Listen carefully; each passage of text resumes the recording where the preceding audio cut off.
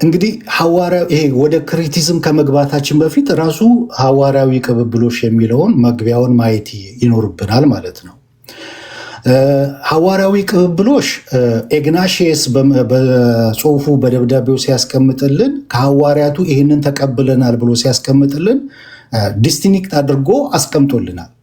ቢሾፕስ፣ ፕሪስፓይተርስ እና ዲከንስ ብሎ ሶስቱን በጣም ዲስቲንክት አድርጎ ለይቶ አስቀምጦልናል። ማን? ኢግናሺየስ። ክሌመንት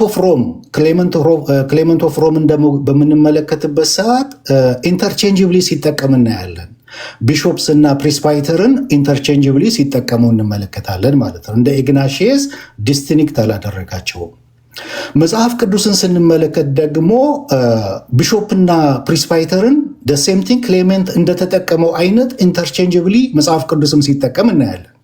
ለምሳሌ ሐዋርያት ሥራ ምዕራፍ 20 ከቁጥር 17 እስከ 18 ጳውሎስ የኤፌሶን ቤተክርስቲያን ሽማግሌዎችን ፕሪስፓይተርን አስጠራቸው ይልና ቁጥር 28 ላይ ሲመክራቸው መንፈስ ቅዱስ እናንተን ኤጲስቆጶሳት አድርጎ ለሾመባት ብሎ ይላቸዋል።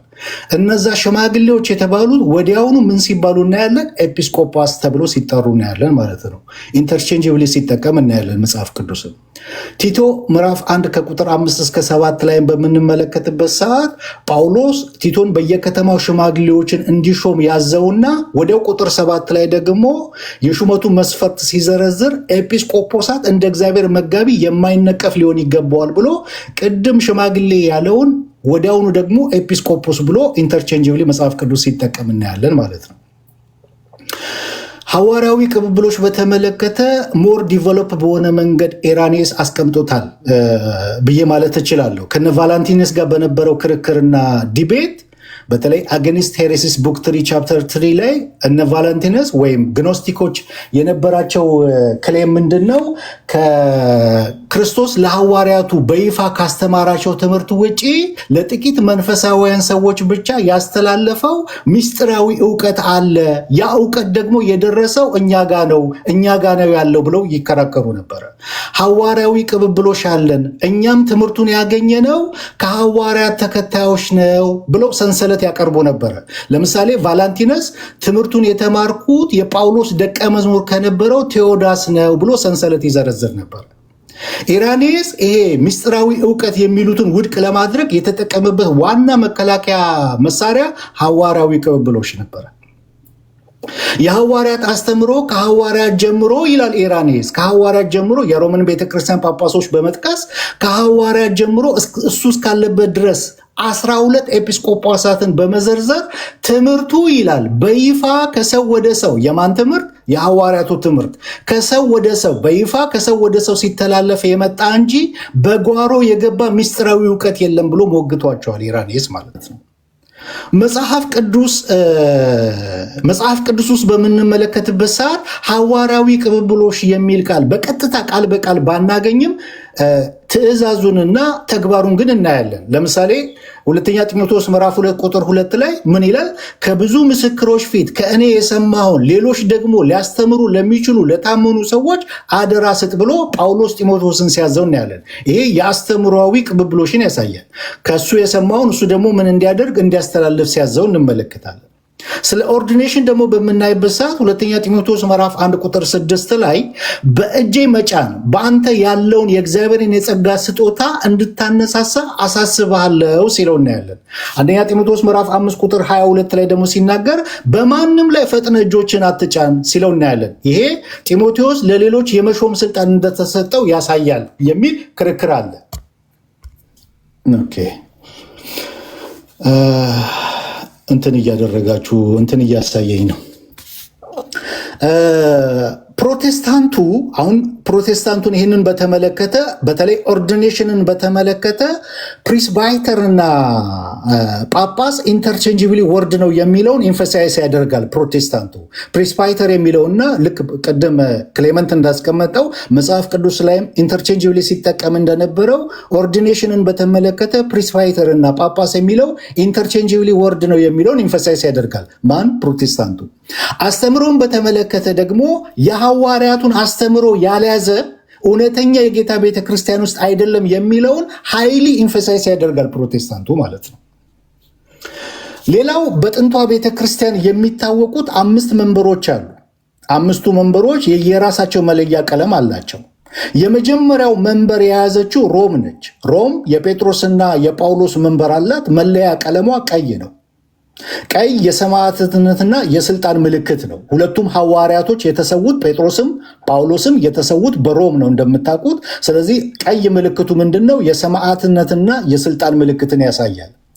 ሁለተኛ መንበር ያላት ቁስጥንጥንያ ነች። መለያ ቀለሟ ደግሞ አረንጓዴ ነው። አረንጓዴ የተስፋና የሕይወት መታደስ ምልክት ነው። የእንድሪያስ መንበር አላት ቁስጥንጥንያ። ሶስተኛ መንበር ያላት አሌክሳንድሪያ ነች። አሌክሳንድሪያ የማርቆስ መንበር ነው ያላት። መለያ ቀለሟ ነጭ ነው። ነጭ ደግሞ የንጽህና የብርሃንና የጥበብ ምልክት ነው። አራተኛ መንበር ያላት አንጾኪያ ነች። አንጾኪያ የእግዚአብሔር ከተማ በመባል ትታወቃለች። የጴጥሮስ የመጀመሪያ መንበሩ ናት። መለያ ቀለሟ ደግሞ ሰማያዊ ነው።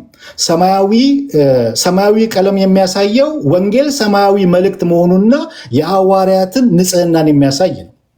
አምስተኛ መንበር ያላት አንደኛ መሆን ሲገባት 5ኛ መንበር ላይ የተቀመጠችው ኢየሩሳሌም ነች።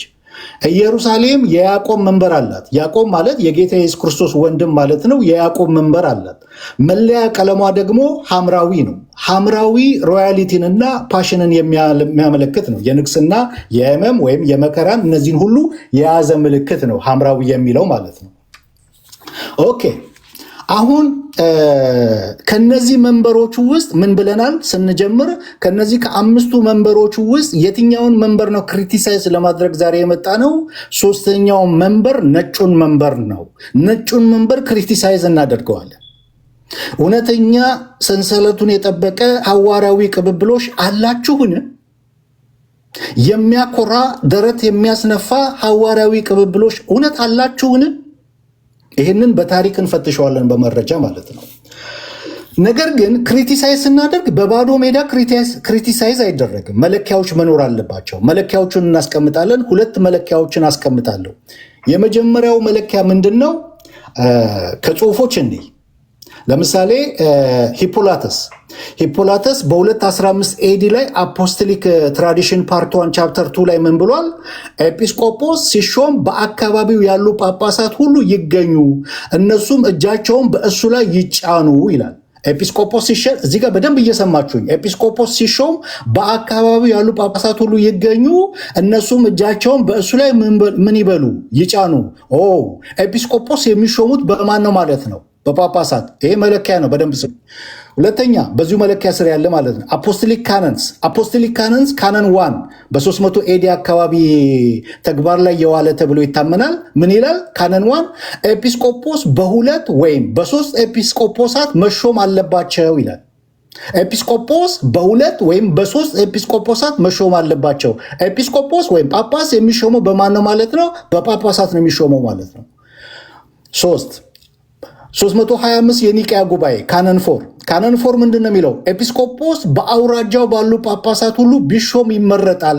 ይህ ካልተቻለ ግን ይላል ቢያንስ 3 ጳጳሳት በአካል ተገኝተው የቀሩት በጽሁፍ ተስማምተው ይሹሙ ይላል፣ ወይም ይሾሙ ይላል። ካነን ፎር ማለት ነው።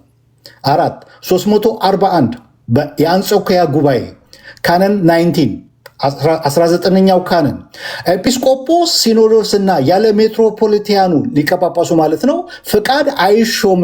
ቢያንስ 3 ጳጳሳት በአካል መገኘት አለባቸው። ስንት ጳጳሳት? ኤጲስቆጶስ ለመሾም 3 ጳጳሳት በአካል ምን መሆን አለባቸው? መገኘት አለባቸው። 5ኛ 380 ኤዲ አፖስቶሊክ ኮንስቲትዩሽን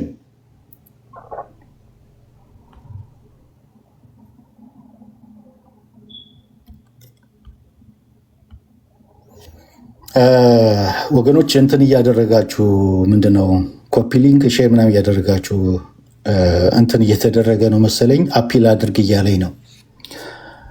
ኦኬ የቱ ጋ ነው ያለሁት?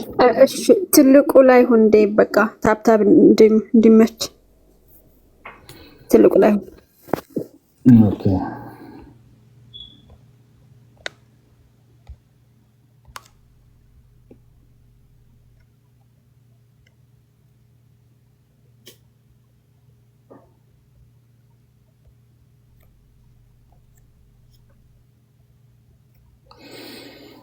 እሺ የቱ ጋር ነበር የቆምኩት? እንትኔን አስተፋኝ። አፖስቶሊክ ኮንስቲቱሽን 380 ላይ ነው ያለው። ኦኬ 380 ኤዲ አፖስቶሊክ ኮንስቲቱሽን ቡክ 8 ሴክሽን 4 እና 27 ምን ይላል? ኤጲስቆጶስ በሁለት ወይም በሶስት ጳጳሳት ይሾም፣ በአንድ ጳጳስ ብቻ የሾመ ወይም የተሾመ ቢኖር ከስልጣኑ ይሻር።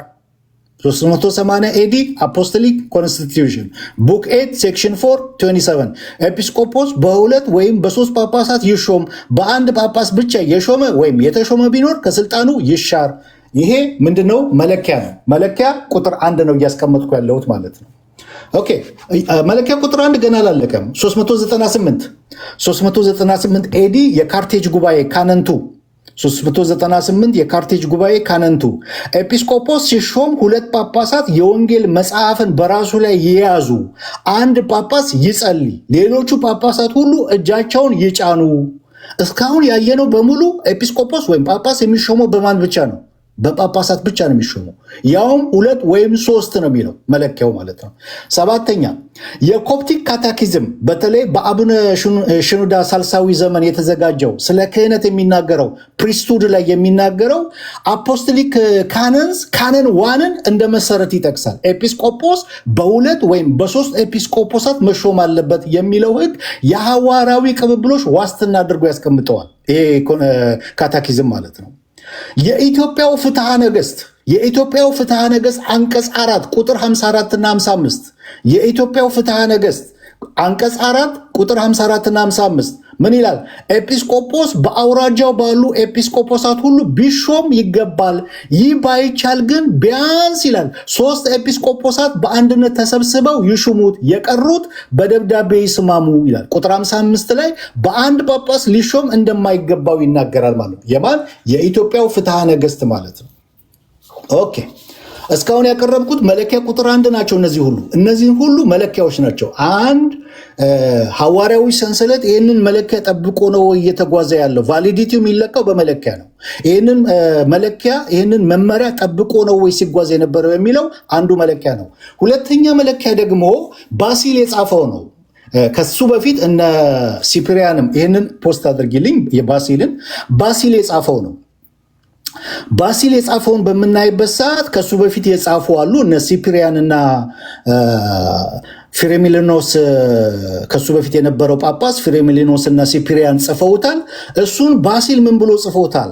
ፈርስት ካኖኒካል ኤፒስትል ኦፍ ኤምፊሎቺስ ሌተር 188 ላይ ማለት ነው። ሌተር 188 ላይ አንዲቾ ከቻልሽ ይሄኛውን ማረጃውን ፖስት ይችልን። እንትን እኮ ነው ዴቭ፣ አንተ ጋር ሪፖርት ስላለ ትልቁ ላይ ነው እንድትሆን ብዬ ነው። በኋላ ከፈለጉ አደርግላቸዋለሁ አንድ ላይ። አንተ አሁን አስተምር። እሺ በዚህ ሌተር 188 ላይ ምን ይላል? በሰማያዊ ቀለም ያሰመርኩት ነበር እዛ ጋር። እሱ ጋር ምንድን ነው የሚለው? ከሱ በፊት የነበሩ አባቶች እነ ሲፕሪያንና ፊራሚሊኖስ እነዚህ ከቤተ ክርስቲያን የተለዩትን ካታሪዎችን፣ ኢንክራቲቴዎችና ሃይድሮፓራስቲቴዎችን በአንድ ላይ በጋራ አውግዘዋቸዋል። እነማን? እነ ሲፕሪያን በጋራ አውግዛቸዋል። ምክንያቱም ይላል እዛ ጋር የመለያየታቸው መነሻ በእስኪዝም የመጣ ነው ይላል። ማን? ባሲል። ኦኬ ከዛ በሰማያዊ ካሰመርኩበት ስር ላይ ሌላ በጣም ወሳኝ መረጃ አለ። ከተቀለመው በታች በኋላ ታዩታላችሁ። ከተቀለመው በታች ወሳኝ መረጃ አለ። እዛ ቦታ ላይ ምንድን ነው የሚለው? the first separatists had received their ordination from the fathers and possessed the spiritual gift by the laying on of their hands, but they who were broken off had become laymen ይላል።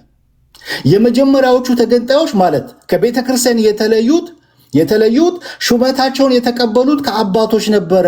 እንዲሁም እጃቸውን በመጫን የሚገኘው መንፈሳዊ ስጦታ፣ እጅን በመጫን የሚገኘው መንፈሳዊ ስጦታ ክህነት ማለት ነው ነበራቸው። ነገር ግን ከቤተ ክርስቲያን አንድነት ተለይተው የተቆረጡት ሁሉ ተራ ምዕመናን ሌመን ሆነዋል ብሎ ጽፏል። ከየት የተገነጠሉት? ከዋናው ግንድ ተገንጥሎ የወጣው አካል ተራ ሌመን ነው የሚሆነው፣ ተራ ምዕመን ነው የሚሆነው። ስልጣነ ክህነቱ ሲዝ ያደርጋል፣ ብሮክን ሆኗል ብሎ አስቀምጧል ማለት ነው። እነ ሲፕሪያንም እንደጻፉት ያንን ያጸነዋል ማለት ነው። ኦኬ አሁን እንግዲህ ክሪቲሳይዝ ማድረግ ልንጀምር ነው። እነዚህ ሁለት መለኪያዎች ናቸው። ክሪቲሳይዝ ማድረግ ልንጀምር ነው ማለት ነው። በሁለቱ መለኪያዎች መሰረት ነጩን መንበር ክሪቲሳይዝ ማድረግ ስጀምር በሶስት መደብ ከፍዬ ነው ክሪቲሳይዝ ማድረገው። የመጀመሪያው መደብ በመጀመሪያዎቹ በ300 ዓመታት ከኒቅያ ጉባኤ በፊት በነበሩት ዓመታቶች ውስጥ እንዴት ነበረ ነጩ መንበር እንዴት ነበር ሲጓዝ የነበረው በሚለው ክሪቲሳይዝ አድርገዋለሁ። ከዛ ከኒቅያ ጉባኤ በኋላ ደግሞ ኢትዮጵያ ለመጀመሪያ ጊዜ የራሷ ጳጳስ አቡነ ባሴሊዮስ እስከሚሾሙበት ድረስ የነበረውን ጊዜ ክሪቲሳይዝ አድርገዋለሁ። በሶስተኛ መደብ ኢትዮጵያ የመጀመሪያ ጊዜ የራሷ ጳጳስ ከነበራት ጊዜ ጀምሮ እስካሁን ድረስ ያለውን ክሪቲሳይዝ አድርገዋለሁ። በሶስት መደብ ከፍዬ ክሪቲሳይዝ አድርገዋለሁ ማለት ነው። ኦኬ እሰማለሁ አይደል? ድምጼ እሰማለሁ። ዴቭ ይሄ ነው አይደል ያልከኝ? እሺ።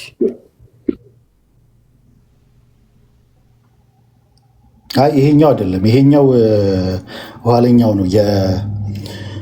በገንዘብና በሙስና የተሸጠው ነው። ኦኬ በሶስት መደብ ከፍዬ ክሪቲሳይዝ አድርጋለሁ። በመጀመሪያው 300 ዓመታት ላይ በምናይበት ሰዓት የመጀመሪያውን መደብ ጀምሬያለሁ።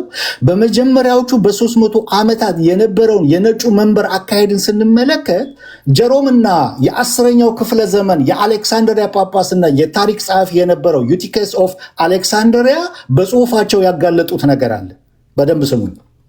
በመጀመሪያዎቹ በ300 ዓመታት ጀሮም እና የ10ኛው ክፍል የአሌክሳንድሪያ ጳጳስና ታሪክ ጸሐፊ የነበረው ዩቲኬስ ኦፍ አሌክሳንድሪያ በጽሁፋቸው ያጋለጡት ነገር አለ። ምንድን ነው? እንደ ሌሎቹ በደንብ ስሙኝ፣ እንደ ሌሎቹ እንደ ሮም እንደ አንጾኪያ ነጩ መንበር ጳጳስን ጳጳስ ሳይሆን ሲሾም የነበረው ጳጳስን ቀሳውስት ነበረ ሲሾሙት የነበረው። ሮም እንደዛ አላደረገችው። አንጾኪያ እንደዛ አላደረገችው። በወቅቱ የነበሩት ጳጳስን ጳጳስ ነበር የሚሾመው። በሮም ጳጳስ ነው የሚሾመው። በአንጾኪያ እንግዲህ ኢግናሽስ እንዴት ዲስቲንክት አድርጎ እንዳስቀመጠው ቅድም አይተናል። ጳጳስን ጳጳስ ነው የሚሾመው። ነገር ግን ነጩ መንበር በ300 ዓመታቱ ውስጥ እንደ ሮም አይደለም የሄደችው። መመሪያዎቹን አልተከተለችም። እንደ አንጾኪያ አይደለም የሄደችው። መመሪያዎቹን አልተከተለችም። ጳጳስን ሲሾም የነበሩት ቀሳውስት ነበሩ። ጀሮም ሌተር 146 ኤቫንጀሊስት ደብዳቤው ላይ ምን ብሏል? በአሌክሳንድሪያ የጀሮምን እንትን ብታደርገው አሁን ደግሞ ቆንጆ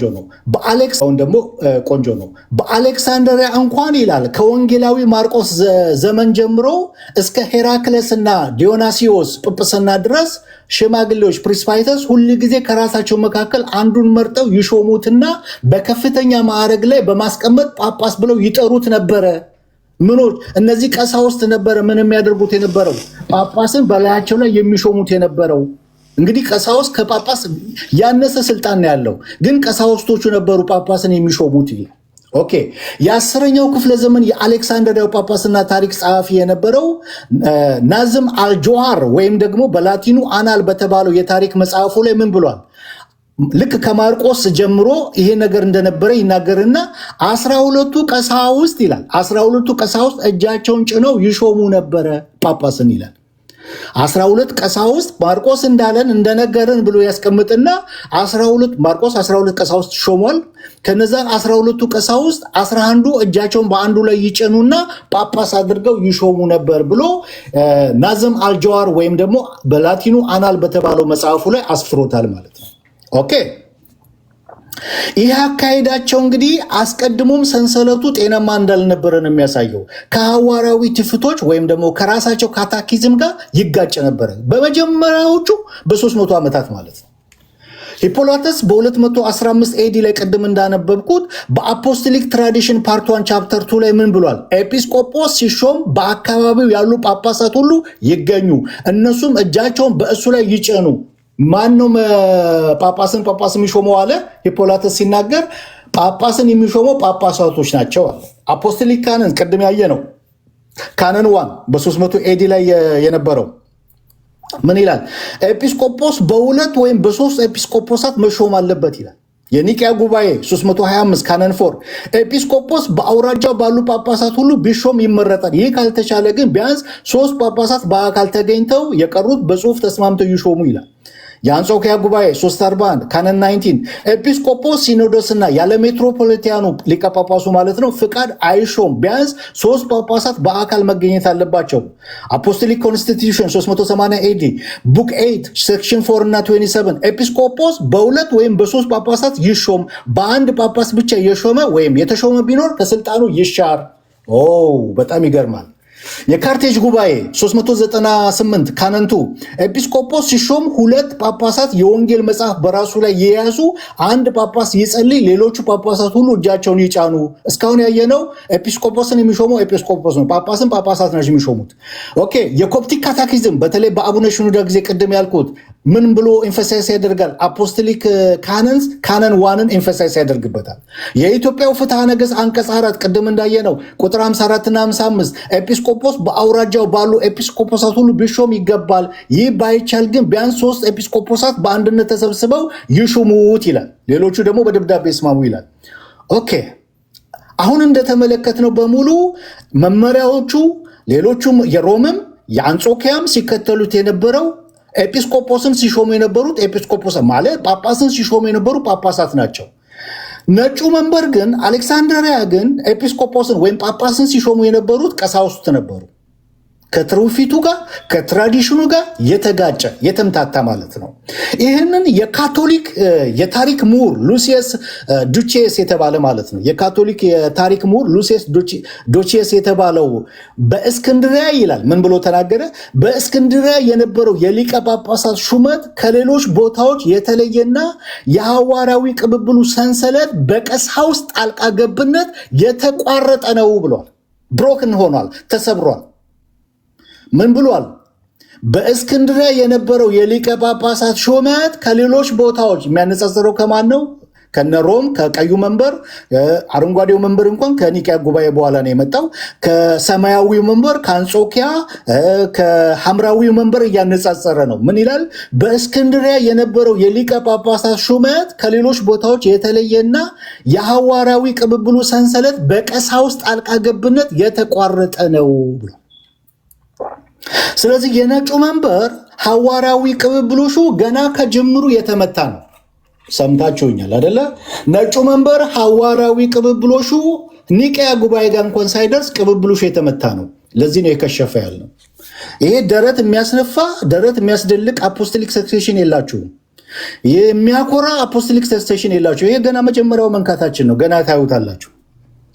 ኦኬ፣ እንቀጥል። ሁለተኛ መደብ እንቀጥል። አሁን በመጀመሪያዎቹ በ300 ዓመታት ያለውን ነው። ከሌሎቹ የተለየ ነው። በቃ ትውፊትን ያላማከለ መመሪያዎቹን ያልጠበቀ ቀሳውስት ነበሩ ጳጳስን ሲሾሙ የነበሩ። ኦኬ፣ ሁለተኛ መደብ ከኒቅያ ጉባኤ ጀምሮ እስከ ኢትዮጵያ የራሷን ጳጳስ እስከምትሾሙበት ድረስ ባለው ጊዜ ውስጥ እንመልከት። ኦኬ፣ እዚህ ጋር የመጀመሪያ የምናየው 330 ላይ የተካሄደ አንድ ነገር አለ። 330 ኤዲ ላይ የመጀመሪያው የኢትዮጵያ እሰማለሁ አይደለ? ዴቭ ስለ በቃ ነው ያጠፋሁት። ሌላው ንገረኝ፣ አስቀድመህ ንገረኝ የማወጣውን። እሺ እንዳዘጋጀ 330 ላይ አንድ ነገር እናገኛለን ከኒቅያ ጉባኤ በኋላ ማለት ነው። ኒቅያ ጉባኤ 325 ነው። ከኒቅያ ጉባኤ በኋላ 330 ላይ አንድ ነገር እናገኛለን። የመጀመሪያው የኢትዮጵያ ጳጳስ በአሌክሳንድሪያ ተሹሞ የተላከ ጳጳስ አለ። ለመጀመሪያ ጊዜ እንግዲህ ኢትዮጵያ ከ1600 ዓመት በላይ ከአሌክሳንድሪያ ነው ጳጳስ የሚሾምላት የነበረው ማለት ነው። እሱም በኋላ እናየዋለን። ለምን እንደዛ ሲደረግ እንደነበረ ህግ አለ። ያንን ህግ እናየዋለን። የመጀመሪያው የኢትዮጵያ ጳጳስ ከአሌክሳንድሪያ ተሹሞ የተላከው በ330 ኤዲ ነው።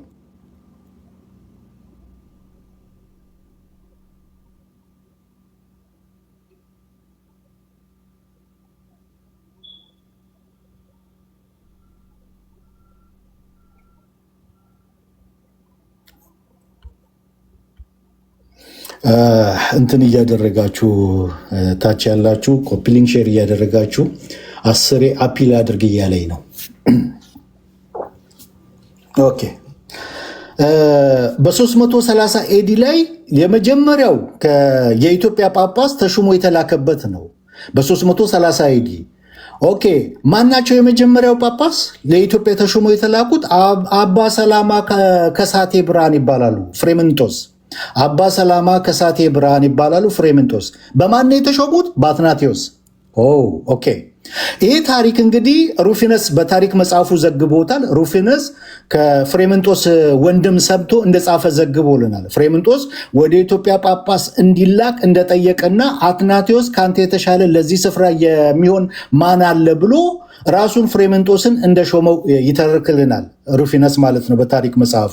እንዲሁም የቤተ ክርስቲያን ታሪክ ጸሐፊዎች እነ ሶቅራጥስ እነ ሶዝመን የጥንት ጸሐፊዎች ሁሉ ይህንን ነገር ዘግበውታል። አሁን ጉዳዩ እሱ አይደለም። ጉዳዩ ምንድን ነው? አባ ሰላማ ከሳቴ ብርሃን ፍሬምንጦስ የተሾሙት በማን ነው ብያቸዋለሁ? በአትናቴዎስ። ኦኬ። በስንት ቢሾፕ ነው የተሾሙት? በአንድ ቢሾፕ። አትናቴዎስ ቢሾፕ ነው በዛን ጊዜ። በአንድ ቢሾፕ ነው የተሾሙት። ኦኬ። መመሪያው የኒቅያ ጉባኤ ካነን ፎር ምንድን ነው የሚለው? ካነን ፎር ይፈቅዳል ወይ? በፍጹም። ካነን ፎር ምን መሆን አለባቸው? ጳጳሶች 2 ወይም 3 መሆን እንዳለባቸው ይዘረዝራል። እንዲሁም አፖስቶሊክ ኮንስቲትዩሽን ቡክ 8 ሴክሽን 4 እና 27 ላይ ምንድን ነው ቅድም ያነበብነው ላይ ኤጲስቆጶስ በ2 ወይም በ3 ጳጳሳት ይሾም፣ በአንድ ጳጳስ ብቻ የሾመ ወይም የተሾመ ቢኖር ከስልጣኑ ምን ይበል? ይሻር። በስንት ጳጳስ ብቻ? በአንድ ጳጳስ ብቻ የሾመ ወይም የተሾመ ቢኖር ከስልጣኑ ይሻር። ይሄንን እዚህ ጋር ሲያስቀምጥ ኤክሰፕሽን አለው። ኤክሰፕሽን በአንድ ጳጳስ ብቻ የሚሾሙበትን ኤክሰፕሽን ያስቀምጣል። እሱን ሳልጠቅስ አላልፍም። ኤክሰፕሽኑ ምንድን ነው? በስደት ጊዜና ሌሎች ጳጳሶች ሊገኙ በማይችሉበት ሁኔታ ከሆነ ግን ይሆናል ይላል። ከዛ ውጭ ግን አይቻልም በአንድ ጳጳስ መሾም። ኦኬ። አትናቴዎስ 330 ላይ ስደት ላይ ነበረ ወይ? አይደለም። ሌሎች ጳጳሶች ሊገኙ በማይችሉበት ሁኔታ ነው ወይ? አይደለም። በዛን ጊዜ በ330 በአትናቴዎስ በአንድ ቢሾፕ ብቻ ነው የመጀመሪያው የኢትዮጵያ ጳጳስ ተሹመው የተላኩት። ስለዚህ ስልጣኑ ምንድን ነው ማለት ነው? ገና ከመጀመሪያው የኢትዮጵያ ጵጵስና ውድቅ ነው ማለት ነው። ኦኬ። ሁለተኛ ነጥብ ከ339 እስከ 361 ባለው ጊዜ ውስጥ በዚህ ጊዜ ውስጥ አርዮሳውያን የማርቆስን መንበር ይዘውት ነበረ። ከ339 እስከ 361 ባለው ጊዜ ውስጥ አርዮሳውያን ያልኩት እነ ፒስተስ በ337 አርዮሳዊ ነው። ግሪጎሪ ኦፍ ካፕዶሺያ ከ339 እስከ 345 ድረስ በመንበሩ ላይ የተቀመጠ ነው፣ አርዮሳዊ ነው። ጆርጅ ኦፍ ካፕዶሺያ ከ357 እስከ 361 መንበሩ ላይ የተቀመጠ ነው፣ አርዮሳዊ ነው። ሉሲየስ ወይም ሉሺየስ ከ363 ላይ አጭር ጊዜ ተቀመጠና በድጋሚ ከ373 እስከ 380 ዓመተ ምህረት ድረስ በመንበሩ ላይ የተቀመጠ ነው። ስለዚህ ጥያቄው መንበሩ የአትናቴዎስ ብቻ ሳይሆን የአርዮሳውያንም ነበረ ማለት ነው። ሰምታችሁኛል? የነጩ መንበር የአትናቴዎሳውያን ብቻ ሳይሆን የአርዮሳውያንን መንበር ነበረ ማለት ነው። ምክንያቱም በመንበሩ ላይ በነጩ መንበር ላይ አትናቴዎሳውያን ብቻ ሳይሆን የተቀመጡት አርዮሳውያንም ተቀምጠውበታል መንበሩ ላይ። ስለዚህ ለዩልና የማን መንበር ነው ያላችሁ? የአትናቴዎስ ወይስ የአርዮስ? በ451 ዓመተ ምህረት ዲዮስቆሮስ ከተወገዘ በኋላ አሌክሳንድሪያ እስኪዝም ያደረገችው ከዋናው ግንድ ከቤተ ክርስቲያን እስኪዝም ያደረገችው ተለይታ ነው የወጣችው። ኦኬ። አሁን የባሲልን ለጥፊ ነው። ባሲል እስኪዝም ስላደረጉ ሰዎች ከዋናው ግንድ ተገንጥለው ስለሚወጡ አካሎች ምን ብለዋል? እነ ባሲል እነ ሲፕሪያን ምን ብለዋል የሚለውን በምናይበት ሰዓት በፈርስት ካኖኒካል ኤፒስትል ኦፍ አንፊሎቼስ ሌተር 188 ላይ ቅድም ያልኩት ማለት ነው የጠቀስኩት ማለት ነው በሰማያዊ ቀለም የተሰመረው ላይ እና ከዛ በኋላ ያለው ላይ በሚዘረዝርበት ሰዓት እስኪዝም ያደረገ አካል ከስልጣኑ የስልጣነ ክህነቱ አብሮ ብሮክን እንደሚያደርግ እንደተሰበረ ይናገራል ማለት ነው። ቅድም ስለተናገርኩት ድጋሚ ላለመናገር ነው። ግን ሰማያዊ ቀለም ካለበት በታች ያለው ምንድን ነው የሚለው? የመጀመሪያዎቹ ተገንጣዮች ማለትም ከቤተ ክርስቲያን የተለዩት ሹመታቸውን የተቀበሉት ከአባቶች ነበረ። እንዲሁም እጅ በመጫን የሚገኘው መንፈሳዊ ስጦታ ክህነትን ማለት ነው ነበራቸው። ነገር ግን ከቤተ ክርስቲያን አንድነት ተለይተው የተቆረጡት ሁሉ ተራ ምዕመናን ሌመን ሆነዋል። ስለዚህ ከዋናው ግንድ ተገንጥሎ የሚወጣው አካል በደንብ ስሙኝ፣ ከዋናው ግንድ ተገንጥሎ የሚወጣው አካል ስልጣነ ክህነቱ ምን ይላል ማለት ነው? ይቋረጣል። የለውም። ዋናው ግንድ እኛንን ብቻ እንዳትሉኝ፣ ምስራቅ ኦርቶዶክስን ካቶሊክን የሚያህል ያን ሁሉ ግዙፍ ሰራዊት ያ ግዙፍ ምዕመን ያለ ሆኖ ከዋናው ግንድ እኛንን እንዳትሉ። ከዋናው ግን ተገንጥሎ የወጣው ምኑ ይቋረጣል ይላል? ስልጣነ ክህነቱ ይቋረጣል። ስነ ካታሪዎች ኢንክራቲቲስ እና ሃይድሮፓራስቲቲስ ሲናገር ማለት ነው። እነዚህ ካታሪዎች የሚባሉት እምነታቸውን የካዱ ነው። ኢንክራቲቲስ የሚባሉት ደግሞ ጋብቻን ፈጽሞ የሚቃወሙ የነበሩ ናቸው። ሃይድሮፓራስታተስ የሚባሉት ደግሞ በቅዱስ ቁርባን ጊዜ ወይንን ትተው ውሃ ብቻ የሚጠቀሙ ቡድኖች ነበሩ። ስለ እነዚህ ሰዎች ከቤተክርስቲያን አካል ተቆርጠው ስለወጡ እስኪዝም ስላደረጉት ሰዎች ሲናገር ምንድነው የሚለው? እስኪዝም ካደረጉ በኋላ መጀመሪያ ምን ነበራቸው? እጅ በመጫን የሚገኘው ክህነት ነበራቸው ይላል። ነገር ግን እስኪዝም ካደረጉ በኋላ ያ ክህነት የላቸውም፣ ይቋረጣል። ተራ ምዕመን ብቻ ናቸው ይላል። ኦኬ፣ ላጠናክርላችሁ ይሄንን እንግዲህ ሌላ ተጨማሪ ማስረጃ እስኪዝም ስላደረጉ ሰዎች ክህነታቸውን እንደማይቀጥል ሌላ ተጨማሪ ማስረጃ በ17ኛው ክፍለ ዘመን፣ ይህንን በደንብ ስሙ። በ17ኛው ክፍለ ዘመን በ1625 ዓመተ ምህረት ማለት ነው። በ1625 ዓመተ ምህረት ወደ ኢትዮጵያ የገቡትና በአፄ ሱስንዮስ ዘመን የኢትዮጵያ ጳጳስ የነበሩት በማን ዘመን አልኩኝ? በአፄ ሱስንዮስ ዘመን የኢትዮጵያ ሊቀ ጳጳስ የነበሩት አልፎንስ ሜንዴስ የተባሉት ጳጳስ ማለት ነው የኢትዮጵያ ክህነት ኢንቫሊድ ነው ብለዋል። ተሰምቻለሁ። የኢትዮጵያ ክህነት ኢንቫሊድ ነው ብለዋል። ምክንያቱም ሲሉ ሜንዴስ ኢትዮጵያ ክህነቷን ያገኘችው ከግብፅ ስለሆነ አሌክሳንድሪያ ደግሞ ከ451 ጀምሮ እስኪዝም ስላደረገችና ከዋናው አካል ተቆርጣ ስለወጣች ክህነቱ ተቋርጧል። ስለዚህ የኢትዮጵያ ካህናቶች ሪኦርዴን መደረግ አለባቸው በካቶሊክ ሪኦርዴን መደረግ አለባቸው። የማርቆስ ወንበር የሚመዘዘው ከማን ነው? ከጴጥሮስ ነው። ጴጥሮስ ደግሞ መንበሩ የት ነው? ሮም ነው። ስለዚህ ሪኦርዴን መደረግ አለባቸው በካቶሊክ ብለው እንደገና ማጥመቅና ሪኦርዴን ማድረግ ተጀምሮ ነበረ። ብዙ ብጥብጥ መጥቷል። የብዙ ሰው ደም ፈሷል በዛን ጊዜ ማለት ነው። ስለዚህ ምናቸው ሐዋርያዊ ቅብብሎሹ ምንድን ነው? ኢንቫሊድ ነው። ክህነቱ ምንድን ነው? ኢንቫሊድ ነው። ለምን ሲባል ኢትዮጵያ ክህነቷን ያገኘችው የምትቀበለው ከማን ነው? ከአሌክሳንድሪያ ነው። አሌክሳንድሪያ ደግሞ እስኪዝም አድርጋለች በ451 እስኪዝም ካደረገችበት ጊዜ ጀምሮ ክህነቷ ኢንቫሊድ ነው፣ ተቆርጧል። ስለዚህ ሪኦርዴን መደረግ አለባቸው ብሎ እንቅስቃሴ ሁሉ ተጀምሮ ነበር። እንደገና ማጥመቅ ተጀምሮ ነበር። ሪኦርዴን ማድረግ ተጀምሮ ነበር። በኢትዮጵያ ታሪክ ውስጥ ከፍተኛ ደም መፋሰስ መጥቷል በዛን ጊዜ ማለት ነው። ኦኬ፣ ሌላ አሁንም ሁለተኛው መደብ ላይ ነው ያለሁት። አራተኛ ማስረጃ ማቀርበው ሁለተኛው መደብ ላይ ነው። ይሄኛውን ደግሞ ቅድም መጀመሪያ የለጠፍሽውን ለጥፊው ያ በገንዘብ የተሸጠው መንበርን የትኛው ማለት ነው? ይሄ ከ300 ኤዲ የኢትዮጵያ የራሷን ሊቀ ጳጳስ እስከሚሾሙላት ድረስ ያለውን በሁለተኛ መደብ ውስጥ ነው ያለሁት። አራተኛው ማስረጃ በጣም ይገርማቸዋል። ሚድቫል ፔሪየድ ነው፣ በመካከለኛው ዘመን ነው። በግብፅ ኮፕቲክ ቤተክርስቲያን ታሪክ ውስጥ መንበሩ በገንዘብ ይሸጥ ነበረ። ተሰምቻለሁ። በጣም በብዙ ሲነገርበት የነበረው እውነተኛው የጌታ ቤተክርስቲያን እኛ ነን። አፖስቶሊክ ሰክሴሽን ሐዋርያዊ ቅብብሎች ከኛ ውጭ ላሳር ሲባል የነበረው በገንዘብ የሚሸጥ የነበረ መንበር ነው። በመካከለኛው ዘመን ሚድቫል ፔሪየድ ላይ በግብፅ ኮፕቲክ ቤተክርስቲያን ታሪክ ውስጥ መንበሩ በገንዘብ ተሸጧል። ተሰምቻለሁ። ይሄ ታሪክ በሳዊሮስ ኢባን አልሙቃፍ የሚባል አለ። በሱ ሂስቶሪ ኦፍ ፓትሪያርክስ ኦፍ አሌክሳንድሪያ በሚለው መጽሐፉ ላይ ዘግቦታል ማለት ነው። ምንድነው ታሪኩ? ታሪኩ በወቅቱ የነበረው ፋቲመንድ የሚባለው የእስላም መንግስት ማለት ነው። ፋቲመንድ የሚባለው የእስላም መንግስት በቤተ ክርስቲያን ላይ ከፍተኛ ግብር ይጭን ነበረ። ግብር በሚጭንበት ሰዓት ያንን ግብር ለመክፈል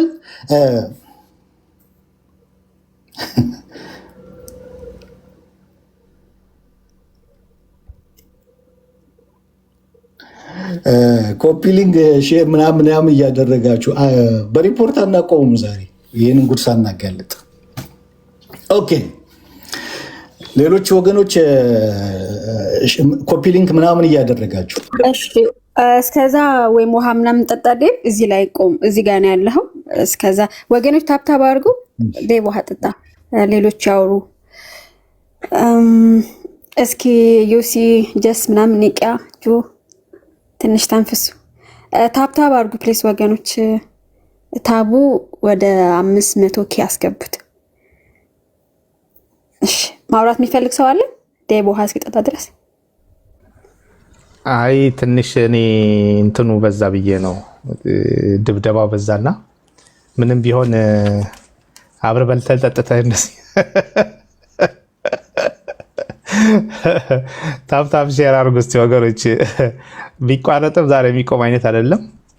ለማንኛውም የአፖስቶሊክ ሰክሴሽኑ መቋረጥ ሳይሆን የመከስከስ ነው የሚለው። የመከስከስ አደጋ ነው የገጠመው፣ የመከስከስ አደጋ ነው፣ ኢንሹራንስ የሌለው። ለማንኛውም ታፕታፕ ሼር ኮፒ ሊንክ አድርጉ። ዴቡ ቀጥል። ጥሩ ተይዟል። ጥሩ መረጃ ነው። ጥሩ በተለይም ደግሞ ብዙ ሰዎች ከዚህ ከአፖስቶሊክ ሰክሴሽን ጋር ተያይዞ ወደ ጌታ እንዳይመጡ አንድ ማነቆ ሆኖ ለብዙ ዘመናት ለሰዎች ህይወት መዳን እንቅፋት የሆነውን ዛሬ ለአንዴና ለመጨረሻ ጊዜ ከነሱ መረጃ ከአባቶች ከታሪክ ይሄ ከእንትን አይደለም፣ ከዚህ ከገድልና ከእንትን አይደለም፣ ትክክለኛ መረጃ በማምጣት ለሌሎችም ህይወት መፈታት እንዲሆን ሌሎቻቸውም ታፕታፕ ሼር ኮፒ ሊንክ እያደረጋችሁ ይሄ መቋረጥ የለበትም። ታንኪ ወገኖች ቀጥሉ። እሺ ከስር እታች ያላችሁ እነ ኤፍሬም ባለ ጊዜ ኤቢ መግባት ከፈለግ አንድ ቁጥር ጻፍ፣ መቀያየር ስለምንችል ማለት እዚህ ያለ ነው። መግባት የምትፈልጉ ኤቢ ኤፍሬም ባለ ጊዜ አንድ ቁጥር ጽፉልኛላችሁ ስትመጡ ማለት ነው። ሌላው እንትን የቲክታክ ምልክቷን ለእንትን ለሆስቱ ለዴብ ስጡት። የቲክታክ ምልክቷ ታፕታፕ አድርጉ። እንትን ሪፖስት አድ ስቶሪ ካረጋችሁ ጥሩ ይሆናል ይመስለኛል። እና ይሄ ነው። ሌላ ደግሞ ታፕታፕ ዴብ ትልቁ ላይ ሆን የምትሉ ከስር ይሄው ኮመንት መስጫው ላይ እታች ኮመንት ይታያችኋል። ጥቁሩ ላይ የኮመንት ቦታ ጥቁሩ ላይ እሱ ጋር ታፕታፕ ስታረጉ ያው ነው። ዴብ ትልቁ ላይ ትንሹ ላይ ቢሆንም ምንም ለውጥ የለውም።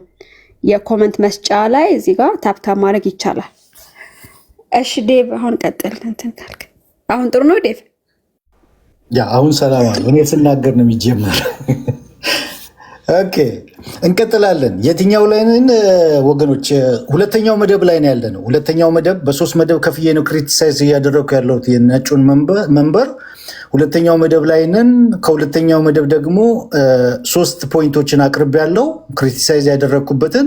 አራተኛው ደግሞ ክሪቲሳይዝ እያደረኩ ያለሁት መካከለኛው ዘመን ላይ ያለውን ሚድቫል ፔሪድ። ይህ በጣም አሳፋሪ ተግባር ነው። በመካከለኛው ዘመን ሚድቫል ፔሪድ በግብፅ ኮፕቲክ ቤተክርስቲያን ታሪክ ውስጥ መንበሩ በምን ይሸጥ ነበር ብያቸዋለሁ? በገንዘብ ይሸጥ ነበረ። በገንዘብ የተገዛ መንበር። ጉድ ነው። በገንዘብ ሲሸጥ የነበረ መንበር ነበር። ይህ ታሪክ ማን ዘግቦታል? በሳዊሮስ ኢብን አልሙቃፊ ሂስትሪ ኦፍ ፓትሪያርክስ ኦፍ አሌክሳንድሪያ በሚለው መጽሐፉ ላይ የተዘገበ ነው። እዚጋ የምታዩት ማለት ነው። ኦኬ ታሪኩ ምንድን ነው? ታሪኩን ላስገንዝባችሁ። ታሪኩ በወቅቱ የነበረው ፋቲመንድ መንግስት የእስላም መንግስት ነው። ፋቲመንድ መንግስት በቤተ ክርስቲያን ላይ ከፍተኛ ግብር ይጭን ነበረ። ያንን ግብር ለመክፈል ፓትሪያርክ ሚካኤል አራተኛ በ11ኛው ክፍለ ዘመን መንበሩን በገንዘብ ይሸጡ ነበር። ማን? ፓትሪያርክ ሚካኤል አራተኛ በ11ኛው ክፍለ ዘመን መንበሩን በገንዘብ ይሸጡ ነበር። መንበሩን በገንዘብ ገዝተው በደንብ አስምሩት እዚህ ጋር። መንበሩን በገንዘብ ገዝተው ወደ መንበሩ ከመጡት መካከል ፓትሪያርክ ማርቆስ ሶስተኛ ናቸው። በ12ኛው ክፍለ ዘመን ፓትሪያርክ ማርቆስ ማርክ ኢብን ዙራ በመባል ይታወቃሉ። ፓትሪያርክ ማርቆስ ሶስተኛ በ12ኛው ክፍለ ዘመን መንበሩን በገንዘብ ገዝተው ነው ወደ መንበር የመጡት። ተሰምቻለሁ። ኦኬ ጁሊያን ጆሴፍ ኦቨርቤክ የካቶሊክ ምሁር ነው። በኋላ ወደ ምስራቅ ኦርቶዶክስ እንትን ብሏል። ጁሊያን ጆሴፍ ኦቨርቤክ ካቶሊክ ኦርቶዶክሲ ኤንድ አንግሎ ካቶሊክ በተሰኘው መጽሐፉ ላይ ምን ይላል? በ1866 የታተመ ነው። If the chain is once broken, it is broken forever. No human power can repair the link which is gone ይላል። If the chain is once broken, it is broken forever. No human power can repair the link which is gone ይላል። ሰንሰለቱ አንዴ ከተበጠሰ ለዘላለም ተበጥሷል። የጠፋውን የሰንሰለቱን ቀለበት ሊጠግን የሚችል የሰው ኃይል የለም። ሰንሰለቱ ምን ብሏል እያልን ነው? ተበጥሷል። ሰንሰለቱ ተበጥሷል እያልን ነው።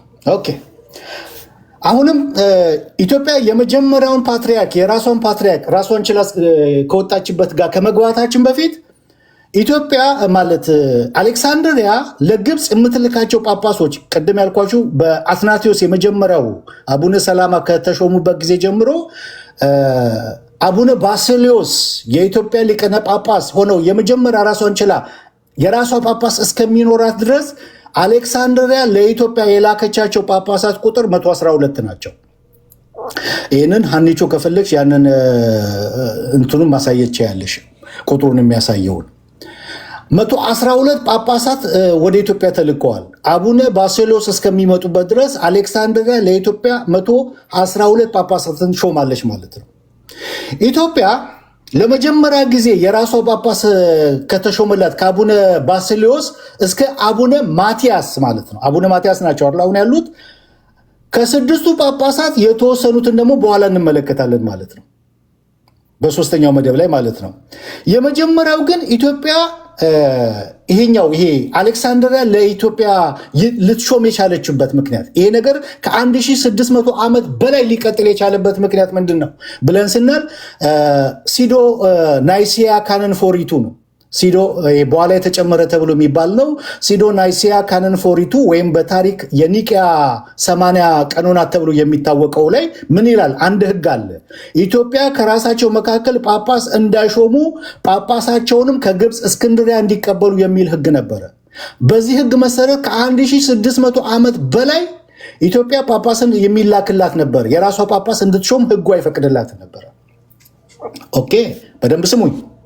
አሁን 112 ጳጳሳት ግብፅ ሾማለች ብያቸዋለሁ። አቡነ ባስልዮስ እስከሚሾሙበት ድረስ ከመጡት ጳጳሳት መካከል ሁላችሁ ሁለቱን ነው ማነሳው። ከመጡት ይሄ አይደለም፣ ይሄኛው ከመጡት ጳጳሳት መካከል አቡነ ጎርጎሪዮስ የኢትዮጵያ ቤተክርስቲያን ታሪክ በተባለው መጽሐፋቸው ከገጽ ይሄኛውን ደግሞ የአቡነ ጎርጎሪዮስን መልሹ።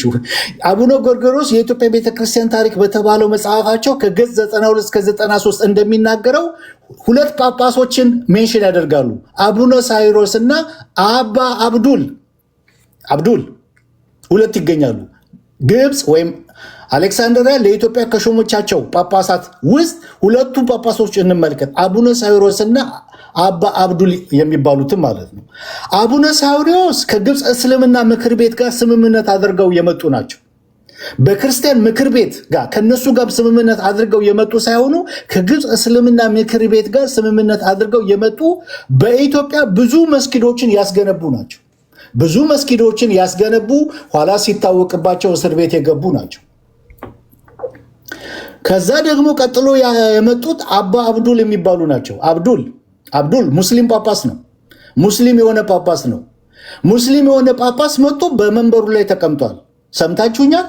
ሙስሊም የሆነ ጳጳስ መጥቶ በመንበሩ ላይ ተቀምጧል። ሙስሊምነታቸው የታወቀው በጾም ስጋ ሲበሉ ተይዘው ነው። ከዛ በኋላ የተሰደዱት የተባረሩት ማለት ነው። ስለዚህ አሁን ጥያቄያችን ምንድነው መሰላችሁ? ነጩ መንበሩ ላይ ማርቆሳውያን ብቻ ሳይሆኑ ሙስሊሞቹም ተቀምጠውበታል ነው የምንላችሁ። ስለዚህ ሙስሊሙ የማን ነው? ለዩልን። የማርቆስ ወይስ የሙስሊሞች? ለዩልና። ሌላው ወደ ሶስተኛው መደብ በምገባበት ሰዓት ከስድስቱ ጳጳሳት ሶስተኛውና አራተኛውን ጳጳሳት ነው የምነካው። ሶስተኛውና አራተኛውን ጳጳስ ኢትዮጵያ የመጀመሪያውን ጳጳስ እንግዲህ አቡነ ባስልዮስ በ1943 ኦርዴን ቢደረጉም ፕሮቶኮል ስላልተፈራረሙ ፕሮቶኮል እስከሚፈራረሙበት ድረስ ጠብቀው ነበረ። ፕሮቶኮል ስምምነት ከተደረገ በኋላ በ1951 ዓ.ም ሊቀ ጳጳስ ሆኖ የመጀመሪያ ሊቀ ጳጳስ ሆኖ በኢትዮጵያ እንትን ብለዋል።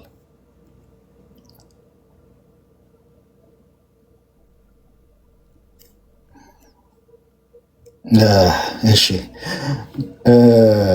ምንድነው ኮፒሊንግ እያደረጋችሁ? 10 ነው ይሄ አፒል አድርግ እያለ የሚመጣው ሪፖርት እንዳለ አውቃለሁ፣ ግን ኮፒሊንግ እያደረጋችሁ እየጨረስኩ ነው። አይዟችሁ ቻሉት።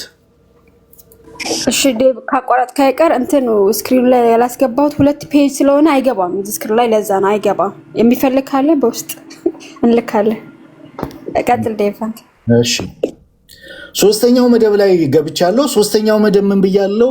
በኢትዮጵያ ኢትዮጵያ ለመጀመሪያ ጊዜ የራሷ ጳጳስ አቡነ ባሰሌዎስ ሊቀ ጳጳስ ሆነው ፓትሪያርኩን ወንበር ከያዙበት ከ1951 ጀምሮ ማለት ነው።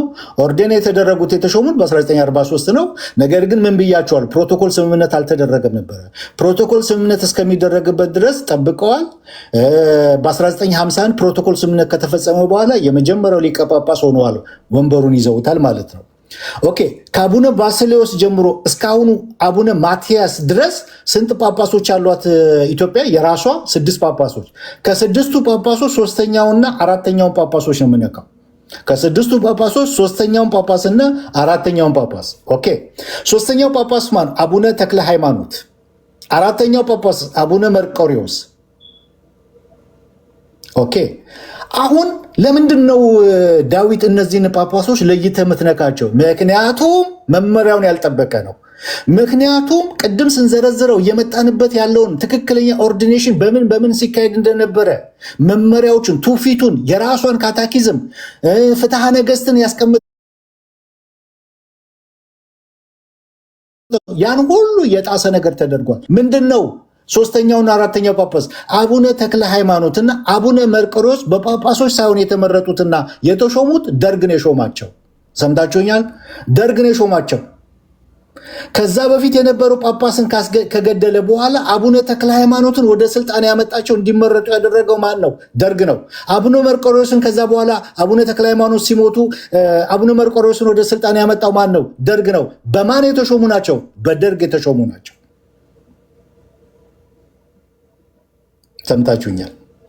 አቡነ ጎርጎሪዎስ የኢትዮጵያ የቤተ ክርስቲያን ታሪክ ገጽ 110 ላይ ታገኙታላችሁ። ይህንን በሰፊው ዘግበውታል ማለት ነው። ስለዚህ ጠቅለል ሳደርገው በደንብ ስሙኝ። ስለዚህ በመንበሩ ላይ ነጩ ዙፍ መንበሮች በደንብ ስሙኝ። በመንበሩ ላይ ማርቆሳውያን ብቻ ሳይሆኑ የደርግ ጳጳሶችም ተቀምጠውበታል ማለት ነው። ስለዚህ የማን መንበር እንበልላችሁ? ሰምታችሁኛል? የማን መንበር እንበልላችሁ?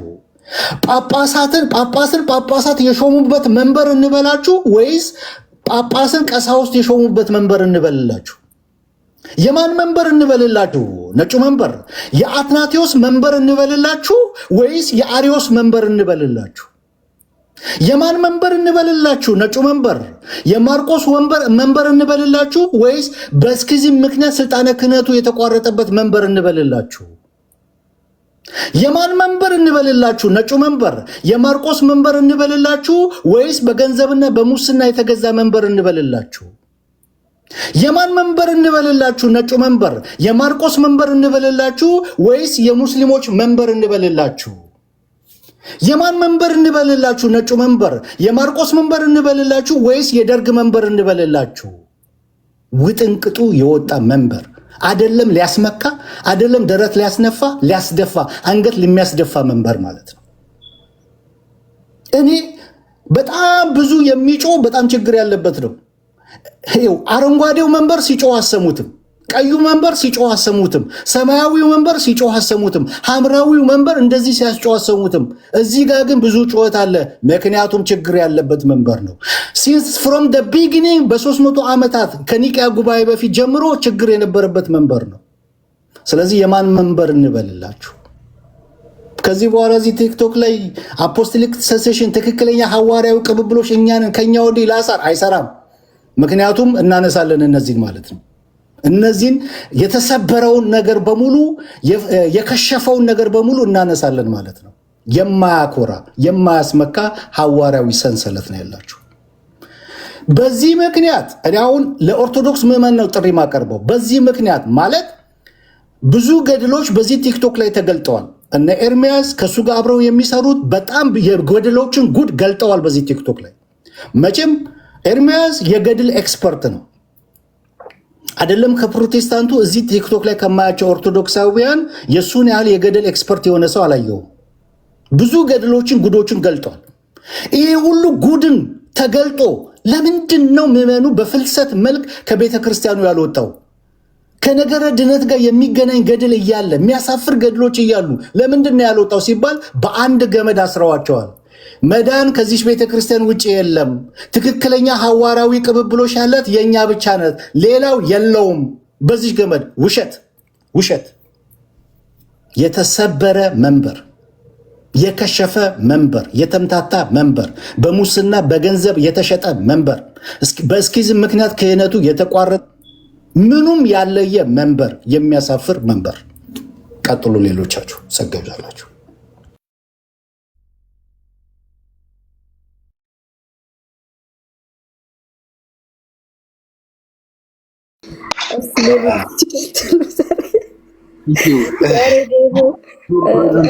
አሜሪካ መሆን ጠቅመሃል።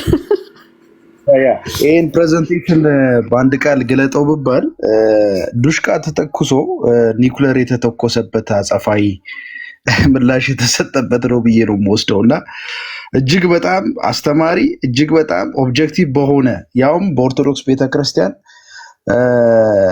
ሊቃውንት ለምሳሌ አባ ጊዮርጊስ የሸዋ ሊቀ ጳጳስ የኢትዮጵያ ኦርቶዶክስ ተዋሕዶ ቤተክርስቲያን ታሪክ በሚለው ሰነዳቸው ባሳተሙት 1974 ባሳተሙት መጽሐፍ ላይ ከራሳቸው ኦፊሻል ዌብሳይት ላይ በቀጥታ ከምታገኙት መጽሐፍም ጭምር የተወሰደ ነው እና ኦብጀክቲቭ የሆነ መረጃን የቀረበው የሆነ ዝም ተብሎ ለግለሰብ ትርጓሜ የተጋለጠ አይደለም። ኦብጀክቲቭ የሆነ ትርጓሜ ኦብጀክቲቭ የሆነ ማስረጃን የቀረበው እና እንዴት አድርገው ይህንን ምላሽ እንደሚሰጡት አላውቅም። እጅግ በጣም ከባድ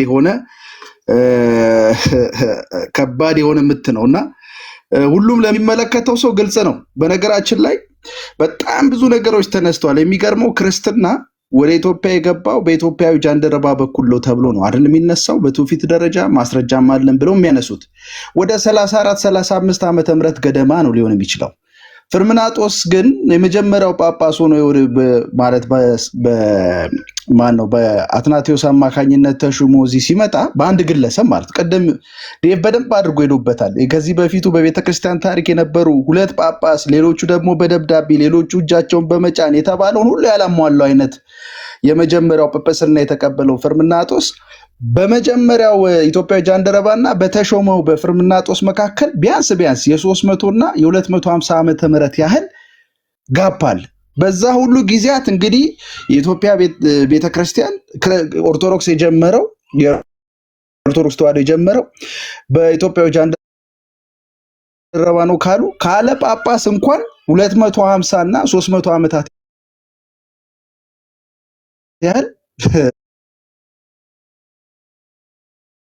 ነበረ ማለት ነው። ሃይማኖቱ በተለያየ ጊዜ እንደሆኑ ያው አዘጋጁ አባ ጊዮርጊስ በመጽሐፋቸው ኢትዮጵያ ኦርቶዶክስ ፈልገው ቻሌንጅ እዚህ ለምትከታተሉ ወንድሞችና እህቶች አንደኛ ሊታወቅ የሚገባው ነገር ድነት በቤተክርስቲያን የሚለው ትምህርት ምን ያህል መሰረተ ቢስ እንደሆነ ያሳያል። አንደኛ። ሁለተኛ ቅድም እሱ በደንብ በሰፊ ሄዶበታል። ሁለተኛ በጣም ክሌም ላይ አድርገው የምፈልገው ነገር እዚህ ላላችሁ ትልቅ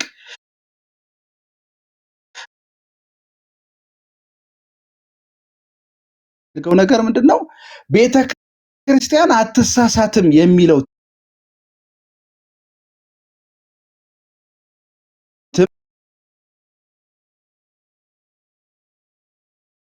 ስና የመሩበት እንዲሁም ደግሞ በገንዘብ በማጭበርበር በገንዘብ በመስጠት ወደ ጵጵስና የመጡበት በሐሰተኛ ትምህርት ውስጥ ያሉ ሰዎች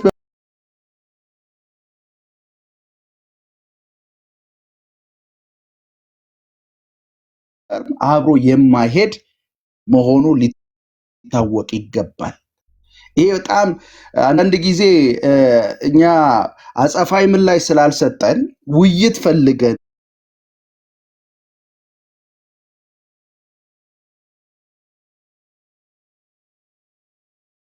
ፖዝድ ነው የሚሆነው፣ ሙሉ ለሙሉ ነው የሚጋለጠው ማለት ነው። ስለዚህ ይህን ለማለት ፈልጌ ነው። በጣም አፕሪሺየት ማድረግ እፈልጋለሁ። ዴቭ በጣም ትልቅ ስራ ነው የሰራው። ይሄ እንደውም በመጽሐፍ መልክ መምጣት አለበት፣ ተጠርዞ ሁሉም ሰው ጋር መድረስ አለበት። እውነቱ ሊታወቅ ይገባል። ነጩ መንበር እንደ ስሙ ነጭ ሳይሆን በጣም ብዙ ከለሮችን ያፈራረቀ መንበር መሆኑ ሊታወቅ ይገባዋል ለማለት ነው። ቴንክ ዩ።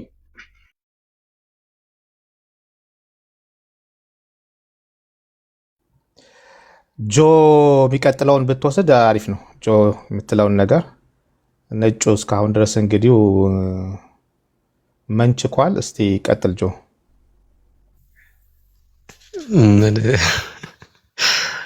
አይ እኔ የምለው ነገር የለም። ምን ይባላል እንግዲህ ያው ሁሉ ነገር እንደሰማነው ነው። ለማንኛውም ጌታ ይባርክህ ዲዩ። ሌሎቻችሁ ቀጥሉ። እኔ የምለው ነገር የለኝም።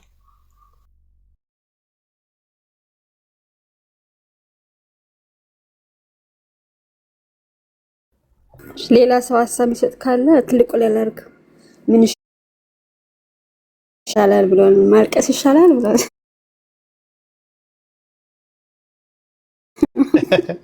ይሄ ሁሉ ከተማ ነው ብሏልና ሙሌ እስቲ ሀሳብ ካለው እዚህ ላይ አንዳንድ ሰመሪ ከታሪክ አኳያ ሙሌን ወደ ትልቁ አምጪ እስቲ። እሺ፣ ከዛ ግን ኤቢ መግባት ከፈለክ አንድ ሰው የተናገረ ይወርዳል።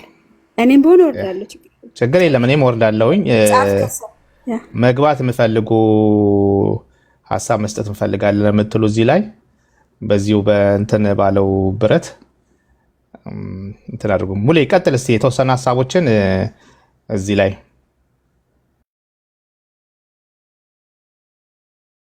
ጥያቄ ትቀበላላችሁ እንዴ? ማለት ሙሌ አልተመቸኝም ብሏል ሀኒቾ። ያ በቃ ጥያቄ ከነሱ ትቀበላላችሁ? ኦርቶዶክሳዊ እነሱ ይጠየቃሉ፣ መልስ ካላቸው ይጠየቁ። መጀመሪያ ሀሳብ የሚጨምሩ ምናምን ካለ ከታችም የኛ ልጆች ገብተው እንትን ይበሉ እና እዚህም ካሉት ሀሳብ ያልሰጡ እንትን ይበሉ የሚጨምሩት ካለ።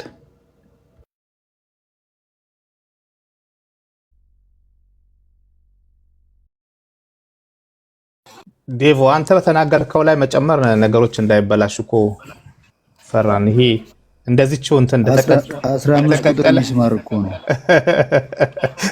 15 ቁጥር ሚስማር ነው። አሁን እዚህ ላይ ሌላ ነገር መጨመር አይሆንም እና ማለት አሁን ቅድም ኢዮሲ አንድ ነገር ብሎ ነበር፣ ዲሽቃ ለተኮሰ ብሎ ነበር እና አሁን እነሱ ላይ ገርና እንግዲህ ምን ይባላል ኢናኒላ ብለን መተው ነው። ሌሎቹም ሀሳብ ካላቸው ባይን ጥያቄ ዝናብ ነው እኛ ጋር በቃ በደንብ አይሰማም። እሺ ኤልያስ እታች ትቆያለሽ፣ ዝናብ ስለሆነ እናንተ ጋር። ሀኒቾ በዛውም ቴሌግራምሽን ቼክ እያደረግሽ ይቅር አኬ ይቅር፣ ይሄ ይቅር፣ ይሄ ከገድል ጋር ነው የሚሄደው። አኬሻ ሌላ ጊዜ እናነሳዋለን። እሺ አሁን ዴቭ ከተናገረው ጋር እንትን ይላል። ቢ ከታች እንደሰማህ እንትን ምን ትላለህ? እስኪ ሀሳብ ስጥ። እሺ ሰላም ብያለሁ ሁላችሁንም፣ እንዴት ናችሁ? በጣም እኮ አንዳንዱ መረጃ ለእኔ አዲስ ነው። የተወሰነውን ነገር ያው በመጀመሪያ ከሶርስ ዋይዝ ያቀረባችሁት ነገር በጣም ኤክሰለንት የሆነ አንዳንዱ እነሱ የሚያውቁት የራሳቸው ምንጭ ነው ከራሳቸው ከኮፕቲክ ሰዎች መጽሐፍት እና በጣም ብዙ ስመጥር የሆነ የአቡነ ጎርጎሪዮስ የታሪክ መጽሐፍ ላይ በታሪክ ውስጥ የምናውቃቸው ሂስቶሪያንን ሶርስ ነው። ጀኒውን የሆነ ሶርስ ነው። ዩቲዩብ ላይ ይቀመጣል። ማንም ሰው ነገ ሂዶ ሶርሱን ማየት ይችላል፣ ማለት ቼክ ማድረግ ይችላል ብዬ አስባለሁ። ስለዚህ ይሄ ኤክሰለንት የሆነ ሉክስ ላይክ ለእኔ አን አካዳሚክ የሆነ አካዳሚክ ስራ ነው። ዝም ብሎ ጀስት ለቲክቶክ እንደው ዝም ብሎ ለብሽቅ ተብሎ ምናምን የተነገረ ነገር አይደለም። እንደዛ አላስበውም አይደለምም። ስኮላርስ ተጠቅሰዋል፣ ሂስቶሪያንስ ተጠቅሰዋል፣ ኢቨንቶች ሂስቶሪካል ኢቨንቶች ተጠቅሰዋል፣ ክሪድስ ኤንድ ካውንስልስ ተጠቅሰዋል። ይሄ ነገር ቀላል ነገር አይደለም። ሲሪየስሊ ሊታይ የሚገባ ነገር ነው። ሁለተኛ የምናገረው ነገር እንግዲህ በደንብ እስክናውቀው ድረስ ቅድም ዴቭን ፕሮፐርሊ ሲናገር እንደነበረው በጣም የሚመኩበት ነገር ነው። ይሄ እንግዲህ በጣም ትምህርታችሁ አሁን ቅድም ሲጀምር ዴቭን ሰምታችሁት ከሆነ መጀመሪያ እኔ ልጆችም ጋር ሆኜ በደንብ ለመከታተል እየሞከርኩ ነበረ በኤርፎን ሶሪ፣ እሱን ከግምት ውስጥ እናስገባለን። አንደኛ። ሁለተኛ ደግሞ ከምንም በላይ ሐዋርያዊ ትምህርት ደግሞ አፖስቶሊክ ትራዲሽን አፖስቶሊክ ቲችንግ ደግሞ ትልቅ ስልጣን እንዳለው በፕሮቴስታንቱ ዓለም ውስጥ ይነገራል። ያ ነገር መልህቅ ነው። ቤተክርስቲያን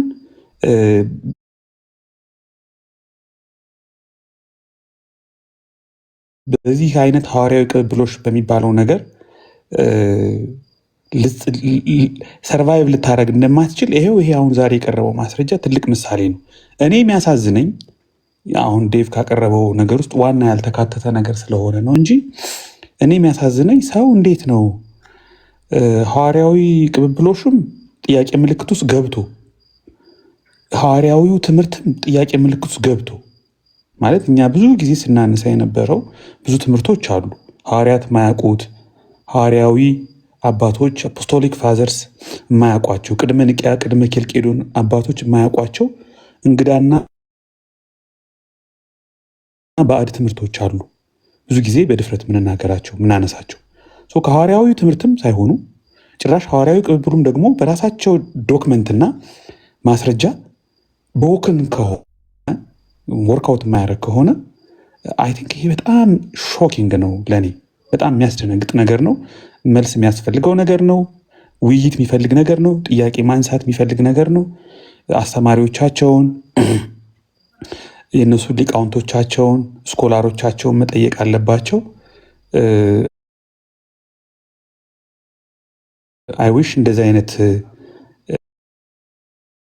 እንትን ቢደረግ ጥሩ ነው እኔ ዴቭ ሲናገር ሁለተኛ ያለ ቢሄድ ሚኒመም ወደ 10 ነጥቦችን አንስቷል በቃ ኮር የሆኑ 10 ነጥቦችን አንስቷል እነዚህ ነገሮች በጣም ክሪቲካል ነገሮች ናቸው ዩቲዩብ ላይ ከተቀመጠ ደግማችሁ ስሙት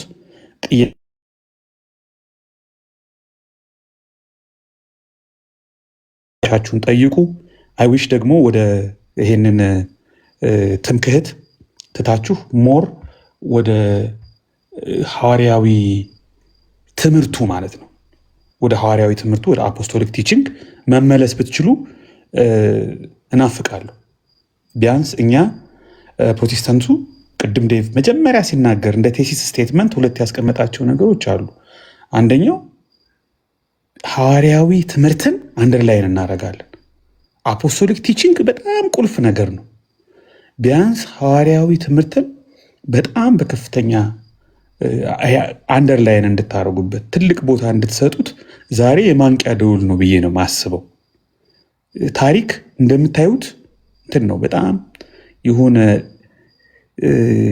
ደርቲ ነው ማለት ደርቲ ነው በቃ ብዙ ነገሮች አሉ ብዙ ነገር ፖለቲካ ይገባበታል እንዳያችሁት ደርግ ገብቶበታል እንዳያችሁት በሂስትሪ ኦፍ ፓትሪያርክስ ኢን አሌክሳንድሪያ የሚለው ቅድም የጠቀሰው መጽሐፍ የሳዊሮስ አልሙቃፍ የግብፅ መንበር ለፋቲመንድ ለእስላም መንግስት ገንዘብ ተሽጦ ተመልከቱ እንግዲህ ገቨርንመንት ይገባበታል ፖለቲካ ይገባበታል ደርግ ገብቶበታል ብዙ ነገሮችን ማንሳት ትችላላችሁ በታሪክ ውስጥ ያለው ነገር ፒውርሊ እንግዲህ የነ አሪዮስንም ጉዳይ ሰምታችኋል በጣም ኮምፕሊኬትድ ነው አንድ ነገር ዋስትና ሊኖራችሁ የሚችለው ነገር አትሊስት የሐዋርያትን ትምህርት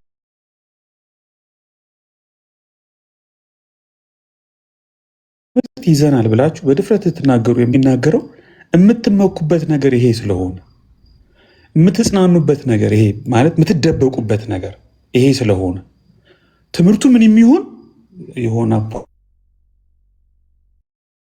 አፖስቶሊክ ሰክሴሽን አለኝ ስለዚህ በዛ መስመር በዛ ላይን በቃ ድነት ደርሶኛል ወይም ደግሞ ክህነቱ ደርሶኛል ስለዚህ በክህነቱ በኩል የመጣው ክህነት እኔ እንድድን ወይም ቤተክርስቲያኗ ድነትን እንድታከፋፍል እንድታድል ምክንያት ሆኗል ብላችሁ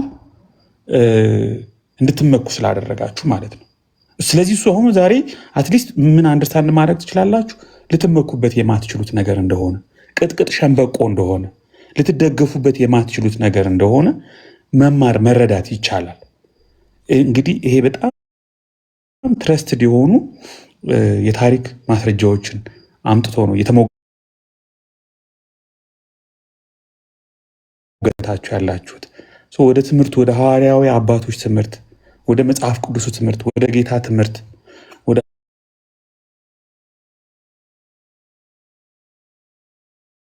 ሐዋርያት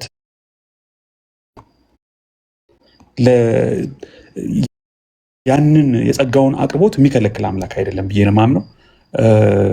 ተባረኩ ወገኖች። እነ ዴቭ በጣም እንደዚህ አይነት ነገር በጣም ኤግዞስቲቭ የሆነ ሰብስታንሺየትድ የሆነ በማስረጃ ስራ ማቅረብ ምን ያህል ጥንቃቄ እንደሚፈልግ ምን ያህል ጊዜ እንደሚፈልግ አውቃለሁ። ስለዚህ ብዙ ደክማችኋል፣ ሌበር አድርጋችኋል። ገና ኢምፕሮቫይዝ ይሆናል። ገና ከትልልቅ አስተማሪዎች ጋር በዚህ ጉዳይ እንደምንወያይ ተስፋ አደርጋለሁ። ሪስፔክትፉሊ ደግሞ ያቀረባችሁት በጣም በስነስርዓት ነው ብዬ ነው ማስበው። ተባረኩ። እኔ ጨርሻለሁ።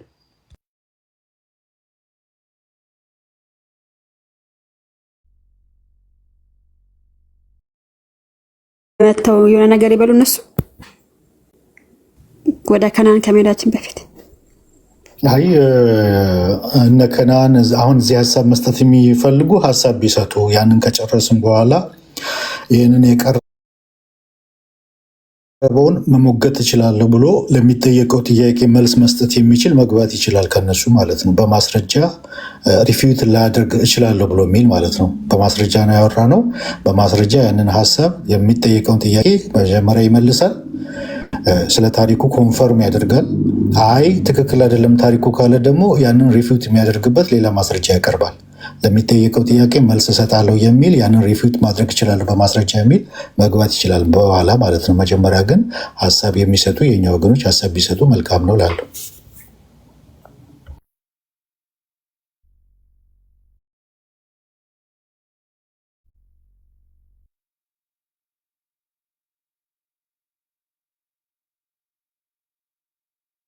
እሺ ከናን ትልቁ ላይ ነው ቀጥ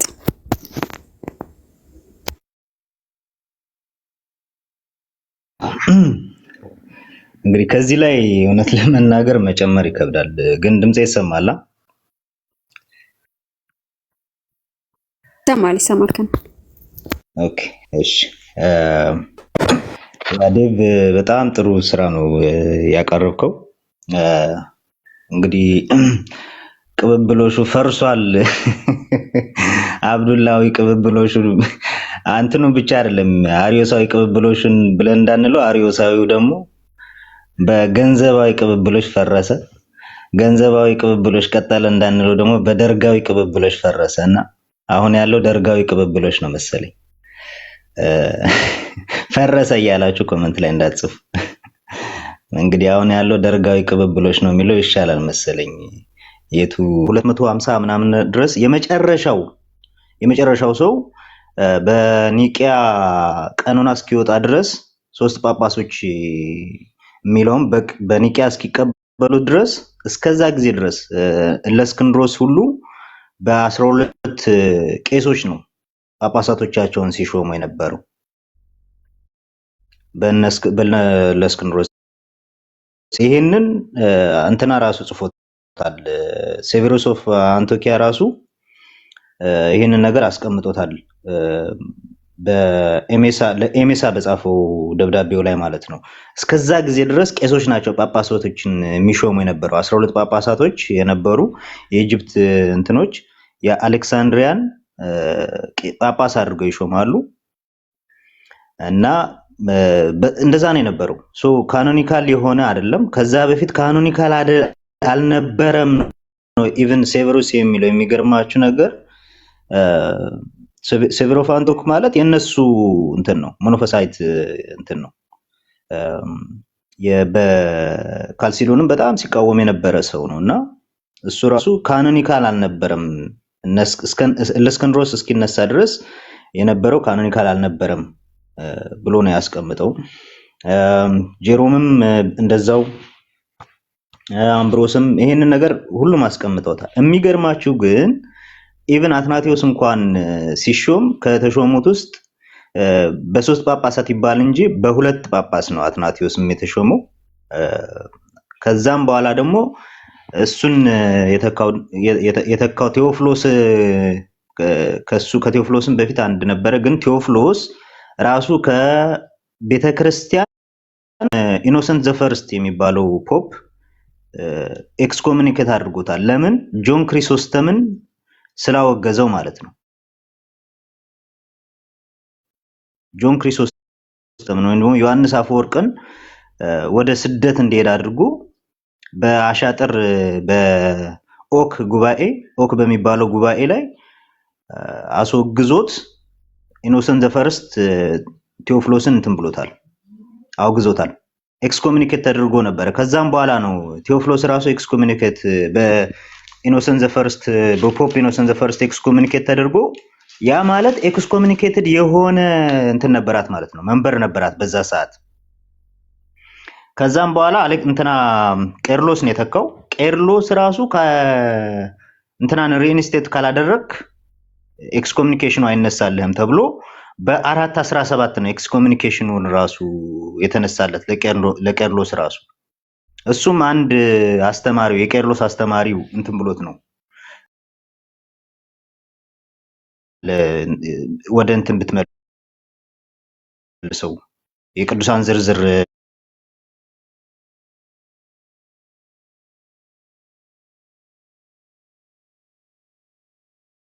የሚባለው ጋር ብትመልሰው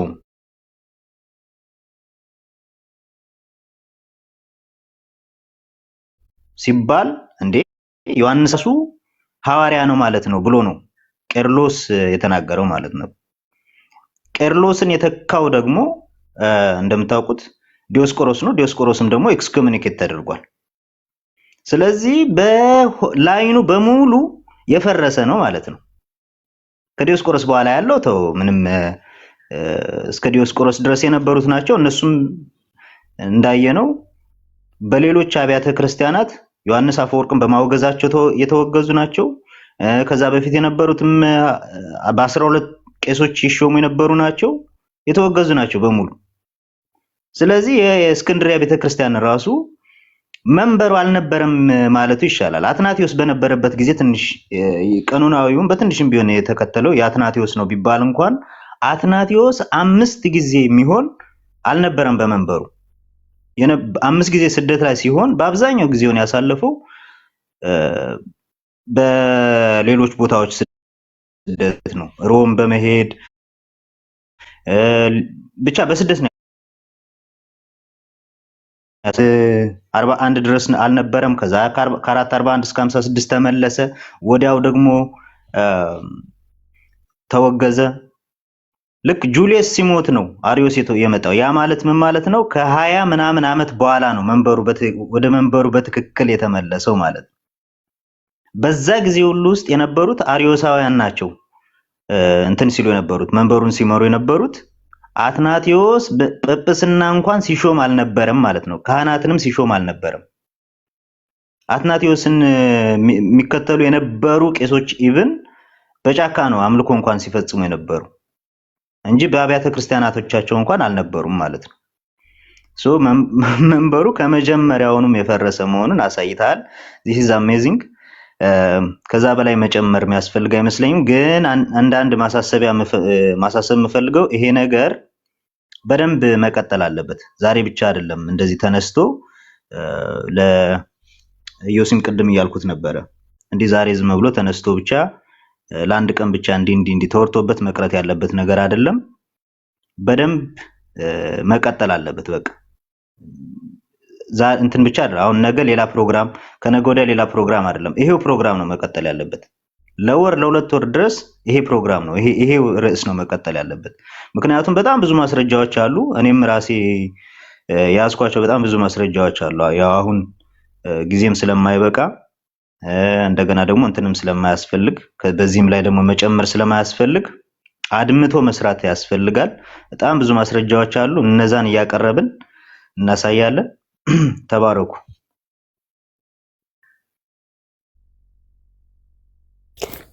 ኦኬ ያለ ያለው በጣም ቆንጆ ታሪክ ነው። እውነት ለመናገር በጥሩ ሁኔታ እናት ቦምብ የሚባል አሜሪካ ኢራን ላይ ይጥላሉ እያለች ነበር እና ግን ከዛ የሚበልጥ አንድ አደገኛ እንትን የተጣለው።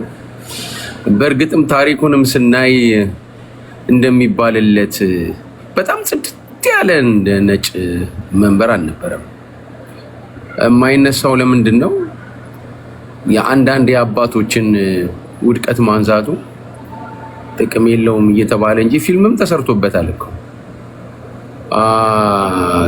የታወቀ ፊልሞች አሉ። የፊልሙን ርዕስ አሁን ለጊዜው ዘነጋሁት። ትክክሌ ካለ ሊያስታውሰኝ ይችላል ማለት ነው። እንዴት እዛ ውስጥ ስልጣን ሲቀማሙ እንደነበር ማለት ነው። እና እኛ እዚህ ያሉት ወንድሞቻችን ከውሃ የጠራ እስኪመስል ድረስ እና አብዱል እየረሱ ለማንኛውም ግን ራሳቸውን እንዲያዩ ተደርገዋል። ዛሬ በጣም ቆንጆ ነበረ። ሌላው ጥሩ ቃል የተናገረው ኤቢ የቀረቡት ማስረጃዎች አሏቸው። መተው ሊቃወሙ ካሉ እነሱም ልክ በማስረጃ ነው ይሄ ትክክል አይደለም ይሄ ነው እንደዚህ ብሎ ማለት ያለባቸው እና ያለ ማስረጃ የቀረበ የለም። ወደነዋል ለማለት ያለው ቀጥሉ።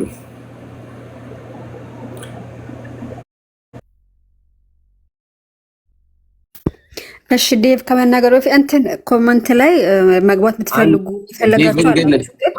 አንድ ዴቭን ለመጠየቅ አሁን የደርጋዊ ብሏል፣ ግን ኢህአዲጋዊ አልነበረም እንዴ? የዛን ጊዜ እሱን ለምን ቀነስከው ለማለት ነው ወይስ የዛን ጊዜ የለም አሉ እንጂ አቡነ ጳውሎስ እኮ ኢህአዲጋዊ ናቸው። አይ እኮ እዛቸውን ስለተውካቸው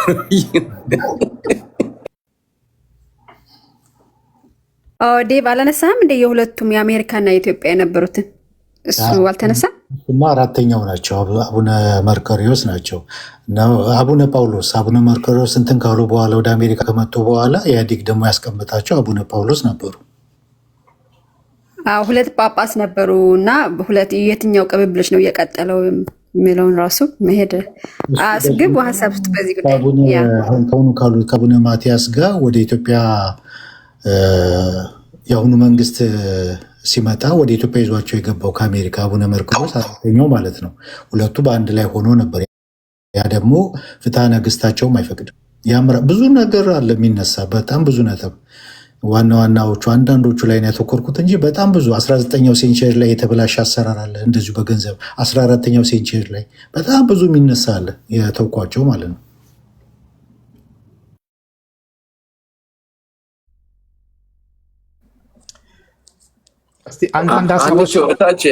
እታች ያሉ ልጆች ካሉ እኛ እንውረድ እያቸውና ሊናገሩ የሚችሉ ልጆች እኮ አሉ።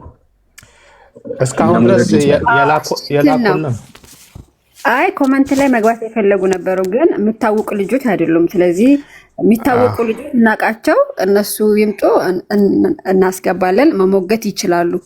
ቤታችን ክፍት ነው። እሺ ቀጥል። ያ ፖይንቱ እንግዲህ ወደ መጨረሻው ከመሄዳችንና ጥያቄ ከመቀበላችን በፊት አንድ ሳመራይዝ ማድረግ የፈለግኳቸው ነገሮች አሉ። እንግዲህ ሰብሰብ ስናደርገው ማለት ነው ሰብሰብ ስናደርገው አንዲት ቤተክርስቲያን እውነተኛ ሐዋርያዊ ቅብብሎሽ አላት። ታዲያ የምንለው እንዴት ነው ስንል እውነተኛ የሐዋርያቶቹ አስተምህሮ አላት ወይ? እኛ ምን ችግር አለው? ከበደ አየለ ካየለ ወደ ከበደ ብለ እንደዚህ አርዮሳዊ አንዱ ሙስሊም አንዱ በዘመድ ባይዛዌ የቄርሎስ ራሱ በቤተሰብ ነው የተሾመው። እንግዲህ ምናልባት ወደፊት እናወራለን። የጳጳሱ የቴዎፍሎስ አጎቱ ነው የቄርሎስ። በዛ ራሱ በጣም ብዙ ከፍተኛ ሪዮት ተነስቶ ነበረ። በቤተሰብ መሿሿምም ነበር፣ በገንዘብ ብቻ ሳይሆን። ስለዚህ ፖይንቱ ምንድን ነው? እውነተኛ ነው የምንለው እንግዲህ የኛ ዋናው እይታችን መጽሐፍ ቅዱስ በሐዋርያት ሥራ ምዕራፍ 20 ከቁጥር 29 እስከ 30 በቤተ ክርስቲያን ውስጥ እንኳን ሰዎች ቢኖሩ የሐሰት ትምህርቶች፣ ጳውሎስ ብዙ ቦታ እንደወቀሰው የሐሰት ትምህርቶች ኖረው ቅብብሎሽ አለኝ ብትል ምንም ጥቅም እንደሌለው ያስረዳናል። የውሸት ትምህርቶች በቤተ ክርስቲያን ውስጥ ኢቭን ሰክሴሽኑ ምንድነው ጥቅሙ ነው። አሁንም አንዳንድ ቦታ እንደምናየው ትክክለኛ ያልሆኑ የቤተ ክርስቲያን አስተምህሮ ኖረው እከሌኮ ከእንትና የመጣ ነው ብለህ ብትቀመጥ ሰውን ለሰው ግርዶሽ መስጠት ነው፣ እውነተኛውን አስተምሮ ላይ ማለት ነው። ሌላው ደግሞ ሐዋርያቶቹ ቅብብሎች ነበራቸው ወይ? ከማን ሐዋርያቶቹ ቅብብሎሽ ያነበራቸው? እውነት አንድን ቤተክርስቲያን ሐዋርያዊ ቅብብሎሽ ኖራታል የምንል ከሆነ አፖስቶሎችስ ራሳቸው ቅብብሎሽ የነበራቸው ወይ የሚለውን ነገር ያስነሳል። ሌላው በቤተክርስቲያን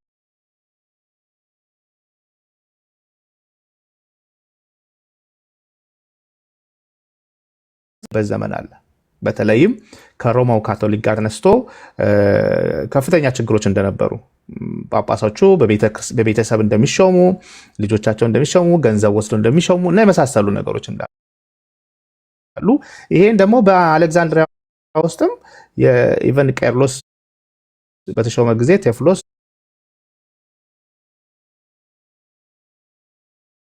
አጎቱ ነበረ።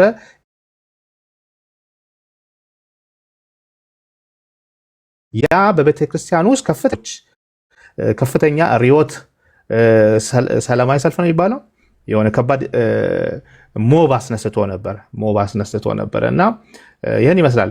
በቤተክርስቲያን ታሪክ ውስጥም ስናይ ራኔስን የመሳሰሉ አጉስቲን ኦፍ ሂፖን የመሳሰሉ ጆሮምን እነዚህን ስናያቸው የቢሮ ጉዳይ ሳይሆን የአስተምህሮ ጉዳይ እንደሆነ ኦቶሪቲ የአስተምህሮ የቤተክርስቲያኒቱ ክርስቶስ ያስተማረው ዶክትሪን መሆኑን አበክረው ይናገራሉ። ምክንያቱም ሰክሴሽን ኖሮ አስተምህሮ ከሌለ ምን ጥቅም አለው? ጳውሎስን በገላትያም በቆሮንቶስም በተለያዩ ስለዚህ እኛ ምንድን ነው እኛ ሐዋርያቶች ያስተማሩት ክርስቶስ የተከላት ቤተክርስቲያን ውስጥ ሐዋርያቶች ያስተማሩት አስተምሮ አለ ወይስ የለም? ያ ትምህርት ነው የሚወስነን ነው። ስለዚህ ምንድን ነው የምንለው? ዌር አፖስቶሊክ ዶክትሪን ሪሜይንስ የሐዋርያቶቹ አስተምሮ ያለችባት ያቺ ቤተክርስቲያን እሷ ቸርች ናት። የሐዋርያቶቹ አስተምህሮ ያለባት እሷ ትክክለኛው ቤተክርስቲያን ናት ብለን ነው ክሌም የምናደርገው። ይሄን ይመስላል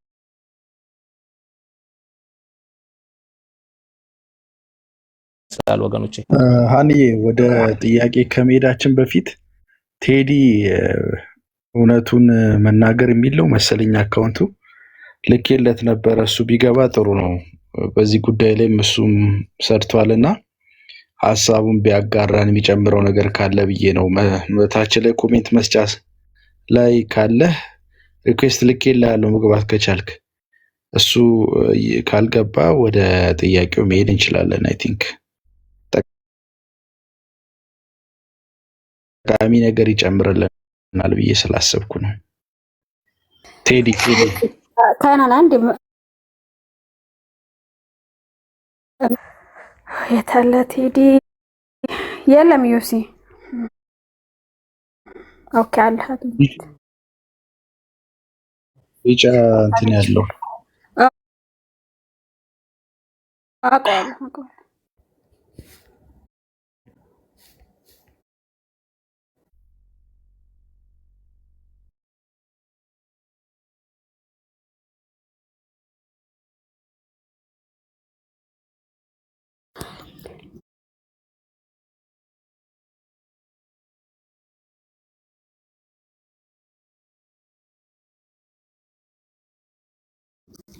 ኦኬ አልገባም።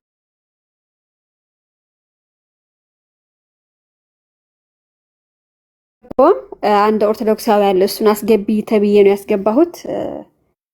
እሺ ዮሲ አይ አሁን ያስገባሁት ሰው አስገቢ እስኪ ካልፈራችሁ ምናምን ተብዬ ነው በውስጥ ያስገባሁት እና ተመለስ። አይ ቲንክ እኔ ይሄው አስገብቻለሁ። እኛ ጋር ማንም ፈሪ የለም። ሲጀመር ጦር ሜዳ አይደለም። ስለ እግዚአብሔር ቃል ነው የምናወራው። ምንም ማንም የሚፈራ ሰው የለም። አሁን ያስገባው ሰው አንድ ቁጥር ጻፍልኝ እና አስገባሃለሁ። መግባት የምትፈልጉ ልክ አይደለም ምናምን የምትሉ ግቡና መሞገት ይቻላል። እኛ ቤታችን አልዘጋንም። አንድ ቁጥር ጻፉት ትገባላችሁ እንጂ እሱንም ቀስ ብለን እያላመጠን እንሄዳለን። ግን ይችኛዋን ለዛሬ ብለን ነው ኤርሚ ኦግስበርግ ጀስት ዝም አላችሁ፣ ሀሳብ ስጡ እናንተም እንዴ። ጆናም ጭምር ጆናም እኔ ከጆና ብዙ ጠብቄ ነበረ። ጆና በጣም እንትን አድርጎታል።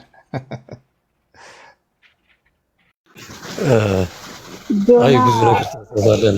በአንተ ወልጅን ጠይቀው ምንድን አይ ዲቡ ወልጅ ብቻ ነው የምትመልሰው። ጆና ለዛ ነገር አይደለም። ዲቡም አሪፍ አድርጎ አስቀምጦታል። ሂስቶሪሲቲውን በጠበቀ ሁኔታ ብዙም እኔ እንትን የምለው ነገር የለም። ያው ከዛንኛው ሳይድ ያለውን እንደዚህ ያክል እንትን አላልኩም። ለእኔ አንዳንዱ ነገር አዲስ ነው። አንዳንዱ ብቻ አይደለም፣ አብዛኛው ነገር በተለይ ከኢትዮጵያ ጋር የተያዘውን ነገር ብዙም አላውቅም እና ያንን ራሱ መማራችን ጥሩ ነው። ያው ማስረጃ መኖሩ ደግሞ ደስ የሚለው ነገር አንደኛው እሱ ነው። በማስረጃ መወራቱ እሱ ነገር አሪፍ ነው። ያው ሲቀጥል ይሄ አፖስቶሊክ ሰክሴሽን ብለን ስንናገር ዶክትሪናል ነው ወይስ ይሄ አንብሮክን ቼን ኦፍ ኦርዲኔሽን ያው ትክክለኛነትን የሚያረጋግጠው የትኛው ነው የሚለውን ነገር ስንመለከት ቅድም ተብሎበታል። ያው እነ ተርቱሊያን ራሱ አንድ የሚያስቀምጡት ነገር አለ። ምንም አንብሮክን ቼን ኦፍ ኦርዲኔሽን ምናምን ቢኖርም አፖስቶሊክ የሆነ ዶክትሪን ወይም ደግሞ የአፖስቶሊክ ፌዝ ከሌለ ግን ጥቅም የለውም ብለው ይናገራሉ። እና የአፖስቶሊክ ፌዙ ለመጀመሪያ ፕራዮሪቲ የምንሰጠው ነገር ነው። የሐዋርያዊ አስተምሮ ሐዋርያዊ እምነት ብለን የምንናገረው ማለት ነው። ትሬስ ባክ ስናደርግ ሐዋርያው ቅዱስ ጳውሎስ ያስተማረው ነው ወይ ያስተምሮ ሐዋርያው ቅዱስ ጳውሎስ ሌሎችም ሐዋርያት ያው በሐዋርያትና በነቢያት ላይ አይደል የታነጸችው ቤተክርስቲያን እና በሱ ላይ የታነጸ አስተምሮ መሆን አለበት። እና ደግሞ በዛኛውም ሳይድ እንደ ትምክት የሚታየውም ነገር ተፈትሾ እንደዚህ ያክል ጉድ መኖሩን ካየን ደግሞ የአንድ ብቻ ሳይሆን የሁለትም ያጣ አይነት ነገር ይሆንብናል እና ከሁለቱም ማጥቶ ደግሞ ችግር ነው። ይሄን ነገር ዛሬ አስተውለናል።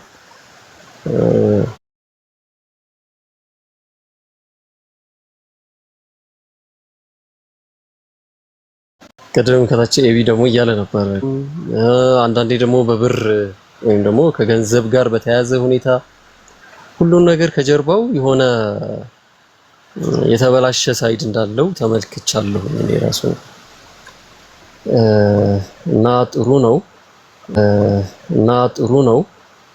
እንቀጥላለን ደግሞ ጥያቄ ምናምን እንትን እያል ሌላው የተነሳው ከእንትን አንጻር ፕሪስባይተሪያን ኦርዲኔሽን እና ቢሾፕ ላይ ያው መግቢያው ኢንትሮ ላይ በደንብ አድርጎ አብራርቶታል። ግን ዴቫ ያስቀመጣቸው ከፓትሪስቲክ ራይቲንግ አንጻር ተነስተን ስንመለከት አንድ አፊርም የሚያደርጉልን ነገር አለ። በቃ አባቶች ከመጀመሪያው ሴንቸሪ ጀምሮ ኢቭን ከባይብል ጀምሮ ነው ያው ዴቪ እያሳየን የመጣውና ከሁለቱም አንጻር ለፕሪስፓይተር እና ቢሾፕን እንዴት ነው የሚመለከቱት? አባቶችስ የትኛውን ነው ስልጣን እንደዚህ ያክል ያስቀመጡልን የሚለውን ነገር በደንብ አድርጎ አብራርቶታል። ኢቭን የኛ የሉተራን አንድ ስኮላር አለ ፔፕኮርን የሚባል ታውቁት ከሆነ አትካል ፔፕኮርን የሚባል the church selected rating of author ካርል ፔፕኮርን የሚባል ስኮላራችን አንድ ያጻፈው መጽሐፍ አለ እና እዛ ላይ በደንብ አድርጎ ከቸርች ፋዘር አንጻር እንዴት እንመለከተዋለን የሉተራንን ኦርደር እንዴት እንመለከተዋለን የሚለውን ነገር ቫሊዲቲ ላይ በደንብ የሰራ ስኮላር ነውና ወደፊትም ደግሞ እንሄድበታለን። የኛን ኦርደር እንዴት ነው የምንመለከተው? በተለይ ደግሞ ቤተክርስቲያን ጥንታዊት ቤተክርስቲያን እንዴት ትመለከተዋለች? ቫሊዲቲ ላይ የክህነት አንድ ክህነት ቫሊድ ነው የሚባለው እንዴት ትመለከተዋለች የሚለውን ነገር ወደፊት ደግሞ ጌታ ከፈቀደ እንመለከተዋለን። ተባረኩ።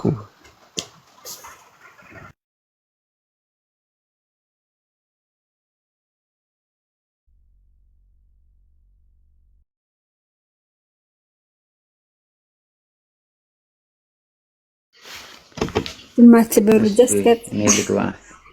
እሺ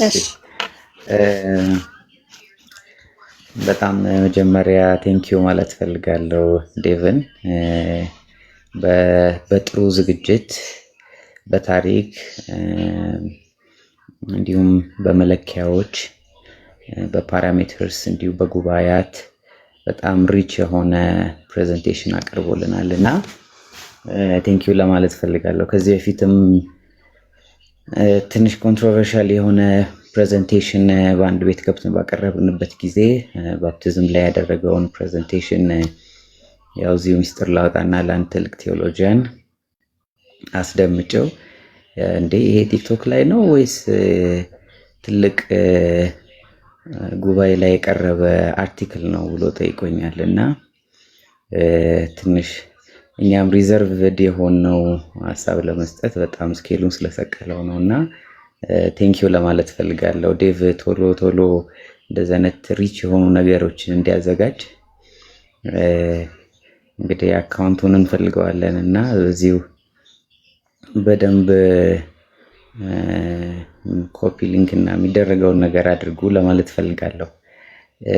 በተለይ በጣም የወደድኩት ነገር መለኪያዎችን በተለይ ይሄ ሆሊ ኦርደሩን ወይም ደሞቶችን ማሳየቱ ትልቁ ማረጋገጫ ነው ብዬ አስባለሁ እና እነኛ መለኪያዎች መቀመጣቸው በታሪክ አጋጣሚም እንዲሁም ደግሞ በተለያዩ ሚንሶች ያ ቅብብሎሽ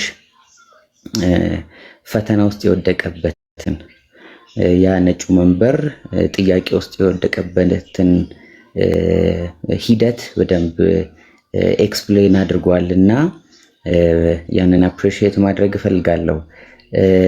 ሌላው እንግዲህ ይሄንን አፖስቶሊክ ሰክሴሽን ላይ በተለይ ደግሞ በዋነኛነት ቅድም እንደተጠቀሰው አፖስቶሊክ ቲቺንጉን መሰረት ያላደረገ ሰክሴሽን ምን ያህል ለቤተ ክርስቲያን አመራር እንዲሁም ለወንጌሉ መቀጠል ጠቃሚ ነው ብለን ካነሳን በጣም ብዙ ጥያቄ የሚያስነሱ ነገሮች አሉ እና እኔ እንደውም ይሄንን ፕሬዘንቴሽን እንደው ታይትል ልስጠው ብዬ አሰብኩና ለቤተ ክርስቲያን እድሳት እንቅፋት የሆነ ትምክት ብየዋለሁ እና ትክክለኛ ያልሆነ ትምክት ቤተ ክርስቲያን በተለያዩ ዘመናት ውስጥ ራሷን እንዳታድስ እንዳትመለከት የተቀመጠ ትምክት ሆኖ አግኝቼዋለሁ። ሌላው ደግሞ በተለይ ደግሞ በምዕመናን ዘንድ እንደምንመለከተው በተለይ የጽድቅን ሕይወት ልምምድ እንዳይኖር ምዕመናንን በጣም ዲስትራክት የሚያደርግ በቀላሉ መዳንን ከአንድ ሶርስ ብቻ በሚገኝ ክርስቲያናዊ ሕይወትን በማይመጥን መልኩ ለተኖረ ሕይወት በነፃ የሚሰጥ የድህነት ስጦታ እንዳለ መጥፎ የሆነ ልክ ያልሆነ አመኔታና ትረስት የሚጨምር ነው እና ያ ደግሞ ዲስትራክሽኑ ከፍተኛ ስለሚሆን ይህንን ጥያቄ ውስጥ መክተቱ አስፈላጊ ነው። ኩዌስችን ማድረግ መጀመሩ በጣም አስፈላጊ ነው እና በተለይ ደግሞ ያንን ያሉ ብዙ እንግዲህ የሚነሱ እንከኖች አሉ። ቅድምም ዴቭ ከገድላት አንጻር ያነሳቸው ነገሮች አሉ ገና ያልተዳሰሱ በዚሁ ጉዳይ በዚሁ ሰክሴሽን ጉዳይ የሚነሱና እነዛን ነገሮች ራሱን ለማደስ እንቅፋት የሆነ ትምክት ነውና ይሄ ነገር መገለጡ በተለይ ደግሞ በመረጃ በኤቪደንስ በታሪክ በጉባኤያት በተለይ በመለኪያዎች ተቀምጦ ንጽጽሩ መቀመጡ ደግሞ ሰዎች በዚህ ላይ ይበልጥ ሪሰርች እንዲያደርጉ ዲግ እንዲያደርጉ እንዲረዱ የቆሙበትን ስፍራ እንዲጠይቁ ይረዳልና ቴንኪዩ ማለት ፈልጋለሁ። ቅድም እንደተጠቀሰው ይሄ ዲስከሽን አሁንም መቀጠል አለበት፣ ኤክስፓንድ መደረግ አለበት። እነኛ እንግዲህ አሁን ለዚህ ለፕሬዘንቴሽን በሚመጥን መልኩ ተቀነጫጭሮ የተቀመጡ ሀሳቦችም መብራራት አለባቸውና ቴንኪዩ ዴቫ ለማለት ፈልጋለሁ።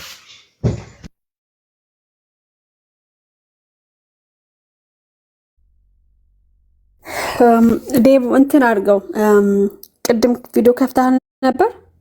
ፊትን ሳይሆን ብቻ የእናንተን ቤት ምናምን የሆነ ነገር ከፍተህ ቶ ከመክፈት ለዛ ነው እንትን የሚሰጥ። አይ ካሜራ ክፈት ምናምን አይደለም የሚለኝ፣ አፒል አድርግ ነው የሚለው። ሪፖርት ሲሆን ነው አይደለ? እንደዛ 10 ነው አፒል አድርግ እያለ እንትን የሚለው።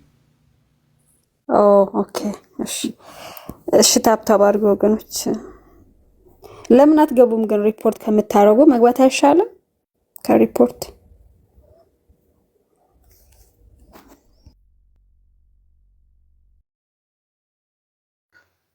የሚገቡ ሰዎች ጥያቄያቸውን ቶሎ ጠይቀው እንዲገቡ ማድረግ መሸኘት ይሻላል። አንዳንድ ጊዜ ገብተው ሪፖርት ሊያደርጉ ይችላሉና እንደዛ እንዳይሆን ቶሎ ቶሎ ቢሆን አሪፍ ነው። ምናልባት እዚህ ጋር አንድ ሀሳብ ለመጨመር እንፈልገው ቤተክርስቲያን ማናት የሚለውን ማየት በጣም አስፈላጊ ነው ብዬ አስባለሁና ቤተክርስቲያን ቅዱሳት መጽሐፍትም መጽሐፈ ስምምነትም እንደሚያስቀምጠው ቤተክርስቲያን እውነተኛ የሆነ ታማኝ የሆነ የእግዚአብሔር ቃል ስብከት ያለበት ቅዱሳት ሚስጥራት የሚከናወኑበት የቅዱሳን ማህበር ነው እንደምናውቀው። ቤተክርስቲያን ሲባል ዋና መሰረቱ አንደኛው የእግዚአብሔር ቃል ታማኝ የሆነ ለቅዱሳት መጽሐፍት የበላይ ባለስልጣንነትን ማዕከል ያደረገ የእግዚአብሔር ቃል ስብከት የሚካሄድበት መሆኑ ነው። የዚህ ደግሞ መሰረቱ ሐዋርያዊ አስተምሮ ነው። ቤተክርስቲያን ብለን እኛ ስንጠራ ማስተማመኛው ይሄ እንደዚህ አይነቱ ብዙ ከፖለቲካም ከገንዘብም በተለያየ ነገሮች ከተሸበበ አይነት ቅብብሎሽ የጸዳ ነው። በጣም ነው ደስ የሚለኝ የወንጌላውያን ክርስትና በተለይም ደግሞ ሉትራን በጣም አፕሪሺየት ልናደርገው የሚገባው ነገር ቤተክርስቲያን ምን ማለት እንደሆነች ተቀምጧል። ግልጽ ነው። እነዚህ ነገሮች እስካልተጣሱ ድረስ ቤተክርስቲያን ሆና ትቀጥላለች። ሐዋርያዊ ቅብብሎች ተብሎ ግን በጣም በውስጡ ብዙ አስደንጋጭና አስነዋሪ የሆኑ ነገሮች ኖሮበት ግን ደግሞ ሐዋርያዊ ቅብብሎሹ በሐዋርያዊ ትምህርት መታጀብ አለበት ተብሎ እየተባለ ሐዋርያዊ የሆነ መንበር ላይ ተቀምጫለሁ ተብሎ በጣም ብዙ ገድላትና ድርሳናት እየተፈጠሩ ባለበት ሁኔታ እንዴት ነው ሐዋርያዊ አስተምሮ ቀጠለ ልንል የምንችለው? ሐዋርያዊ እኮ መንበር የሐዋርያዊ ቅብብሎሽን እውን ያደረገ ሐዋርያዊ መንበር እኮ እንደው አለ እንኳን ብንል ስራው ምንድን ነው ሊሆን የሚችለው? የመጀመሪያው ስራ ሊሆን የሚችለው አስተምሯዊ ንጽህና ላይ መስራት ነው። ኦርቶዶክሲ ላይ መስራት ነው። ኦርቶፕራክሲ እና ኦርቶዶክሲ ላይ ነው መስራት ያለበት። ኦርቶዶክሳዊ እውነት ቀጥተኛ አስተምሮና ቀጥተኛ ልምምድ ነው። ያ ግን ሲሆን አንመለከትም። አሁን በተጨባጭ የምናየው ነገር እጅግ በጣም ብዙ ቅድም ተነግሯል። ኒቂያ አንስቶታል። ከአስተምሮ አንጻር እንኳን በገድልና በድርሳናት የተቀመጡ ከነገረ ድነት ትምህርት ጋር በጣም ግጭት ያላቸው ለጆሮ የሚቀፉ እጅግ በጣም የተለያዩ ስነ ተዋልዷዊ ጉዳዮች ሁሉ ያሉበት ለመስማትም ለማንበብም ለሌላ ትውልድም ለማካፈል ለማስተላለፍ እንኳን የሚከብዱ ድርሳናትና ገድላት ያሉበት እንትን ነው። ቁጥር ስፍር የሌላቸው የሐዋርያዊ መንበር ይህንን ካላስተካከለ አለ እንኳን ብንል ታዲያ ምንድን ነው? ጀስት ለስም ነው? ምንድን ነው ስራው ነው? ሐዋርያዊ ትምህርትን እውን ካላደረገ እኛ እኮ የኢትዮጵያ ኦርቶዶክስ ተዋሕዶ ቤተክርስቲያን ሐዋርያዊ አስተምሮን ጠብቃ ብትገኝ ደስታችን ወደር የለውም። ግን በተጨባጭ ያለው ነገር ምንድን ነው ነው የሚታየው። በተለይ እኔ ቀደም ያነሳሁትን በጣም አጽንቼ ማስቀመጥ እፈልጋለሁ። በጣም አጽንቼ ነው ማስቀመጥ እፈልገው። ቤተክርስቲያን ልትሳሳት አትችልም የሚለው ትምህርት ምን ያህል እንደማይሰራ የየንበት ፕሬዘንቴሽን ነው። ከዚህ በኋላ ሐዋርያዊ መንበር የሚባለው በእንደዚህ አይነት ጉዳዮች የታሰረው ነው እያለ ቤተክርስቲያን አትሳሳትም ብሎ ማለት በቤተክርስቲያን በኩል ነው ድነት ያለው ብሎ ማለት መቼም ለሚያደምጠው ሰው የትኛው ጋር ብያኔ ለመስጠት አይከብደውም ለማለት ነውና ጥሩ ፕሬዘንቴሽን ነው ዴቭ። በጣም ቴንኪው በድጋሚ ማለት ፈልጋለሁ። ከታች ኤቢም እያለ ነው ወደ መጽሐፍ ማደግ አለበት፣ ወደ ተለያዩ ዲስከሽኖች ማደግ አለበት። ከዚህ በኋላም ኮንቲኒየስሊ በዚህ ጉዳይ ዙሪያ ቤቶች እየከፈትን መቀጠል አለብን። በአንድነት የምንቆምበት ጉዳይ ነው። እዚህ ጋር ጴንጤቆስጣዊ፣ እዚህ ጋር ሪፎርምድ፣ እዚህ ጋር ሌላ የሚለያይበት አይደለም። በጋራ የምንቆምበት። ምክንያቱም ሁላችንም ሐዋርያዊ አስተምሮን እንቀበላለን፣ ሐዋርያዊ አስተምሮን ደግሞ እናስተምራለን። ሁላችንም የጋራ የሚያደርገን ጉዳይ ነው ማለት ነው። ታንኪዩ